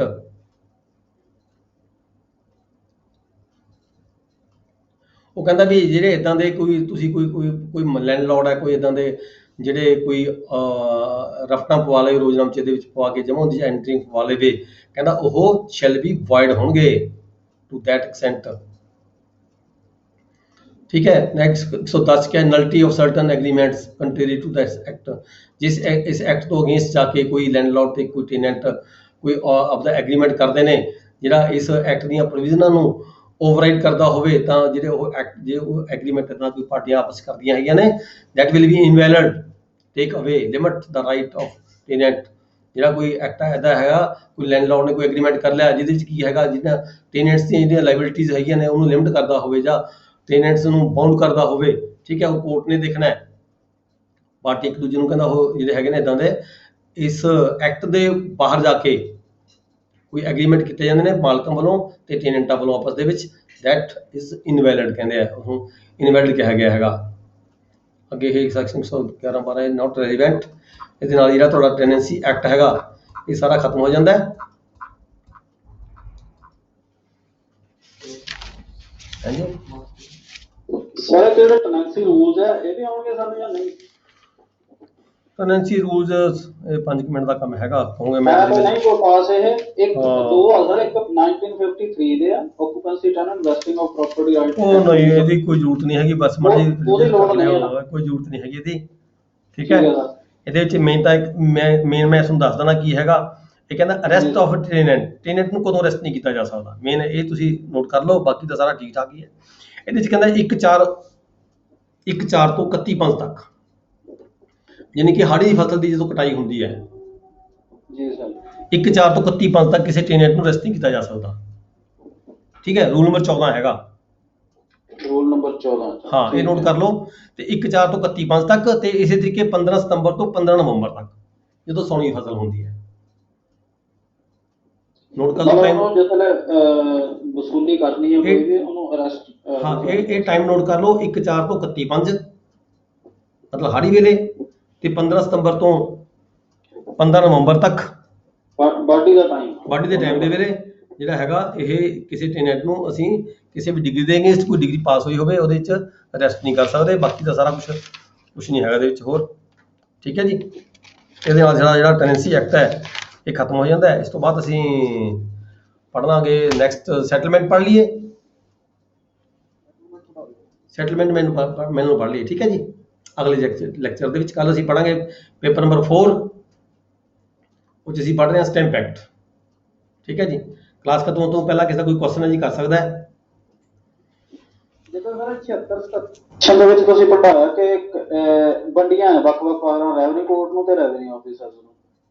ਜਿਹਦਾ 16 17 ਉਹਦੇ ਕੋਲ ਸਾਰਿਆਂ ਕੋਲ ਪਾਵਰਸ ਹੈਗੀਆਂ 16 17 ਟੋਟਲ ਮਤਲਬ ਵੰਡ ਕੇ ਦਿੱਤੀਆਂ ਵੀ ਕਲੈਕਟਰ ਸਾਰੇ ਫੈਸਲੇ ਸੁਣ ਸਕਦਾ। ਹਾਂ ਜਿਹੜਾ ਅਸਿਸਟੈਂਟ ਕਲੈਕਟਰ ਆ ਉਹ 2 ਤੋਂ 3 ਗਰੁੱਪ ਵਾਲੇ ਸੁਣ ਸਕਦਾ, ਤਹਿਸੀਲਦਾਰ ਜਾਂ ਅਸਿਸਟੈਂਟ ਕਲੈਕਟਰ ਸੈਕੰਡ ਗ੍ਰੇਡ ਇਹ ਜਿਸ ਵੇਲੇ ਕੋਈ ਦਰਖਾਸਤ ਦੇਣੀ ਆ ਕਿਸੇ ਨੇ ਉਹ ਕਲੈਕਟਰ ਨੂੰ ਦਊਗਾ, ਉਹ ਕਹਾਂ ਮਾਰਕ ਕਰੂਗਾ ਨਾ ਜੀ ਕਿ ਸਿੱਧੀ ਨਾਇਬ ਤਹਿਸੀਲਦਾਰ ਨੂੰ ਜਾਂ ਤਹਿਸੀਲਦਾਰ ਨੂੰ ਵੀ ਦੇ ਸਕਦਾ ਦਰਖਾਸਤ। ਨਹੀਂ ਦੇਖੋ ਪਤਾ ਕੀ ਹੈ, ਜਿਸ ਗਰੁੱਪ ਦੇ ਅਧਿਕਾਰੀ ਕੋਲੇ ਪਾਵਰ ਹੈਗੀ ਹੈ ਦਰਖਾਸਤ ਤਾਂ ਉੱਥੇ ਹੀ ਦੇਣੀ ਬਣਦੀ ਹੈ। ਪਰ ਜੇ ਕੋਈ ਕਾਰਨ ਇਦਾਂ ਦਾ ਕੋਈ ਰੀਜ਼ਨ ਹੈਗਾ ਜਿੱਥੇ ਲੱਗਦਾ ਪਰ ਹਰ ਕੋਰਟ ਨੂੰ, ਜਿਵੇਂ ਆਪਾਂ ਗੱਲ ਕਰਦੇ ਹਾਂ ਕਾਲ ਫॉर ਦਾ ਰਿਕਾਰਡ, ਵੀ ਕੋਈ ਆਫੀਸਰ ਕੋਈ ਉੱਪਰਲੀ ਅਦਾਲਤ ਹੈ ਆਪਦਾ ਲੋਅਰ ਕੋਰਟ ਦਾ ਜਿਹੜਾ ਰਿਕਾਰਡ ਹੈ ਮੰਗਵਾ ਸਕਦੀ ਹੈ, ਮੰਗਵਾ ਕੇ ਦੇਖ ਸਕਦੀ ਹੈ। ਇਸੇ ਤਰੀਕੇ ਦੇ ਵਿੱਚ ਇਹ ਆ ਜਾਂਦਾ ਵੀ ਜੇ ਕਿਤੇ ਸਪੈਸ਼ਲ ਕੇਸ ਹੋਵੇ ਉਹਦੇ ਵਿੱਚ ਕਲੈਕਟਰ ਨੂੰ ਆਪਾਂ ਰੋਕ ਨਹੀਂ ਸਕਦੇ ਵੀ ਤੁਸੀਂ ਤੁਹਾਡੇ ਕੋਲ ਤਾਂ ਅਧਿਕਾਰ ਨਹੀਂ ਸੁਣਨ ਦਾ। ਜੀ ਸਰ। ਅਦਰਵਾਈਜ਼ ਤਾਂ ਗਰੁੱਪ ਬਣਾਤੇ, ਜਿਸ ਗਰੁੱਪ ਦੇ ਵਿੱਚ ਜਿਸ ਕੋਰਟ ਕੋਲ ਅਧਿਕਾਰ ਹੈਗਾ ਉਹ ਕੋਰਟ ਦੇ ਵਿੱਚ ਅਰਜ਼ੀ ਲੱਗੇਗੀ, ਉੱਥੇ ਅਰਜ਼ੀ ਦਿੱਤੀ ਜਾਏਗੀ। ਪਰ ਉਹ ਇੱਕ ਸਪੈਸ਼ਲ ਕੇਸ ਆ ਜਾਂਦੇ ਹੈਗੇ ਆ ਵੀ ਉਹਦੇ ਵਿੱਚ ਅਧਿਕਾਰ ਕਲੈਕਟਰ ਨੂੰ ਸਾਰੇ ਗਰੁੱਪਾਂ ਦਾ ਕੇਸ ਸੁਣਨ ਦਾ ਅਧਿਕਾਰ ਹੈਗਾ। ਜੀ ਸਰ। ਉਹ ਇਹਦੇ 'ਚ ਕਵਰ ਹੋ ਜਾਂਦੇ ਨੇ ਜਿੱਥੇ ਆਪਾਂ ਕਹਿੰਦੇ ਵੀ ਕਾਲ ਫॉर ਦਾ ਰਿਕਾਰਡ, ਮਤਲਬ ਕਿ ਜਿਹੜੀ ਕੰਟਰੋਲਿੰਗ ਅਥਾਰਟੀ ਹੈਗੀ ਹੈ ਉਹ ਆਪਦੇ ਦੀ ਜਿੰਨੇ ਵੀ ਸਬਆਰਡੀਨੇਟ ਹੁੰਦੇ ਆ ਹਰ ਕਿਸੇ ਵੀ ਕੋਰਟ ਦੇ ਕੇਸ ਨੂੰ ਸੁਣ ਸਕਦੀ ਹੈ, ਰਾਈਟ ਕਰ ਸਕਦੀ ਹੈ। ਦੋਵੇਂ ਤਰ੍ਹਾਂ ਦਾ ਬਿਜ਼ਨਸ ਵੰਡ ਵੀ ਸਕਦਾ, ਬਿਜ਼ਨਸ ਖੋ ਵੀ ਸਕਦਾ। ਬਿਜ਼ਨਸ ਵੰਡਿਆ ਤਾਂ ਹੋਇਆ ਹੈਗਾ ਹੀ ਹੈ, ਹਾਂਜੀ ਟ੍ਰਾਂਸਫਰ ਵੀ ਕੀਤਾ ਜਾ ਸਕਦਾ ਹੈ। ਆਪਣੇ ਕੋਲ ਵੀ ਮੰਗਾ ਸਕਦਾ, ਖੋਣ ਦਾ ਮਤਲਬ ਇਹ ਹੈ ਆਪਣੇ ਕੋਲ ਵੀ ਮੰਗਾ ਸਕਦਾ। ਉਹ ਕਿਸੇ ਕੇਸ ਦੇ ਵਿੱਚ ਹੈਗਾ ਵੀ ਜੇ ਕੋਈ ਕੰਟਰੋਲਿੰਗ ਅਥਾਰਟੀ ਹੈ, ਜਿਵੇਂ ਹੁਣ ਆਪਾਂ ਗੱਲ ਕਰ ਲਈਏ ਰਜਿਸਟ੍ਰੇਸ਼ਨ ਐਕਟ ਦੀ ਗੱਲ ਕਰ ਲਈਏ, ਹਾਂਜੀ ਰਜਿਸਟ੍ਰੇਸ਼ਨ ਐਕਟ ਦੇ ਵਿੱਚ ਪ੍ਰੋਵਾਈਡ ਕੀਤਾ ਗਿਆ ਵੀ ਸਾਰੇ ਸਬ ਰਜਿਸਟਰਾਰ ਰਜਿਸਟਰੀਆਂ ਕਰਨਗੇ, ਸਬ ਰਜਿਸਟਰਾਰ ਤੇ ਜੁਆਇੰਟ ਸਬ ਰਜਿਸਟਰਾਰ। ਪਰ ਇੱਥੇ ਰਜਿਸਟ੍ਰੇਸ਼ਨ ਐਕਟ ਦੇ ਵਿੱਚ ਨਾਲ ਇਹ ਵੀ ਪ੍ਰੋਵੀਜ਼ਨ ਦਿੱਤੀ ਗਈ ਹੈ ਵੀ ਜਿਹੜਾ ਵੀ ਕੰਮ ਰਜਿਸਟਰਾਰ ਤੇ ਸਬ ਰਜਿਸਟਰਾਰ ਕਰ ਸਕਦੇ ਨੇ, ਸੌਰੀ ਸਬ ਰਜਿਸਟਰਾਰ ਤੇ ਜੁਆਇੰਟ ਸਬ ਰਜਿਸਟਰਾਰ ਜਿਹੜਾ ਵੀ ਕੰਮ ਕਰਦੇ ਆ ਉਸ ਕੰਮ ਨੂੰ ਰਜਿਸਟਰਾਰ ਵੀ ਕਰ ਸਕਦਾ ਹੈ। ਠੀਕ ਹੈ, ਹਾਂ ਉਸ ਕੰਮ ਨੂੰ ਰਜਿਸਟਰਾਰ ਵੀ ਕਰ ਸਕਦਾ। ਉਹਦੇ ਅੰਡਰ ਜਿੰਨੇ ਪੂਰੇ ਜ਼ਿਲ੍ਹੇ ਦੇ ਵਿੱਚ ਕੋਈ ਸਬ ਰਜਿਸਟਰਾਰ ਕੋਈ ਵੀ ਰਜਿਸਟਰੀ ਕਰ ਸਕਦਾ, ਉਹਨੂੰ ਰੋਕਿਆ ਨਹੀਂ ਜਾ ਸਕਦਾ। ਇਸੇ ਤਰੀਕੇ ਇੱਥੇ ਦੱਸਿਆ ਗਿਆ ਹੈਗਾ। ਠੀਕ ਹੈ ਸਰ। ਇੱਕ ਪੁਆਇੰਟ ਹੋਰ ਆ ਸਰ। ਹਾਂ ਇੱਕ ਜਦੋਂ ਜਿਸ ਵੇਲੇ ਐਕਟ ਬਣਿਆ ਐਸਡੀਐਮ ਦੀ ਪੋਸਟ ਤਾਂ ਸੀਗੀ ਨਿਊਜ਼ ਆਪਾਂ ਐਸਟੀਐਮ ਦੀ ਗੱਲ ਹੀ ਨਹੀਂ ਕਰ ਰਹੇ, ਆਪਾਂ ਤਾਂ ਅਸਿਸਟੈਂਟ ਕਲੈਕਟਰ ਫਸਟ ਗ੍ਰੇਡ ਦੀ ਗੱਲ ਕਰ ਰਹੇ ਹਾਂ। ਅਸਿਸਟੈਂਟ ਕਲੈਕਟਰ ਫਸਟ ਗ੍ਰੇਡ ਆ ਜਿਹਦੇ ਕੋਲ ਪਾਵਰ ਹੋਊ, ਜਿਹਦੇ ਕੋਲੇ ਪਾਵਰ ਮਰਜ਼ੀ, ਜਿਹਦੇ ਕੋਲੇ ਜਿਹਦੇ ਕੋਲੇ ਮਰਜ਼ੀ ਪਾਵਰ ਹੋਵੇ। Thank you. ਐਸਟੀਐਮ ਤਾਂ ਆਪਾਂ ਇੱਕ ਸਮਝਾਉਣ ਦੀ ਖਾਤਰ ਕਹਿ ਦਿੰਦੇ ਹਾਂ ਤਾਂ ਕਿ ਆਪਾਂ ਨੂੰ ਪਤਾ ਚੱਲ ਜਾਏ ਕਿ ਬੰਦਿਆਂ ਨੂੰ ਵੀ ਠੀਕ ਹੈ, ਕਿਸੇ ਨੂੰ ਕੋਈ ਕਨਫਿਊਜ਼ਨ ਨਾ ਰਹੇ। ਠੀਕ ਹੈ ਜੀ, ਹਾਂ ਥੈਂਕ ਯੂ। ਠੀਕ ਹੈ ਜੀ, thank you. Class is over, thank you very much.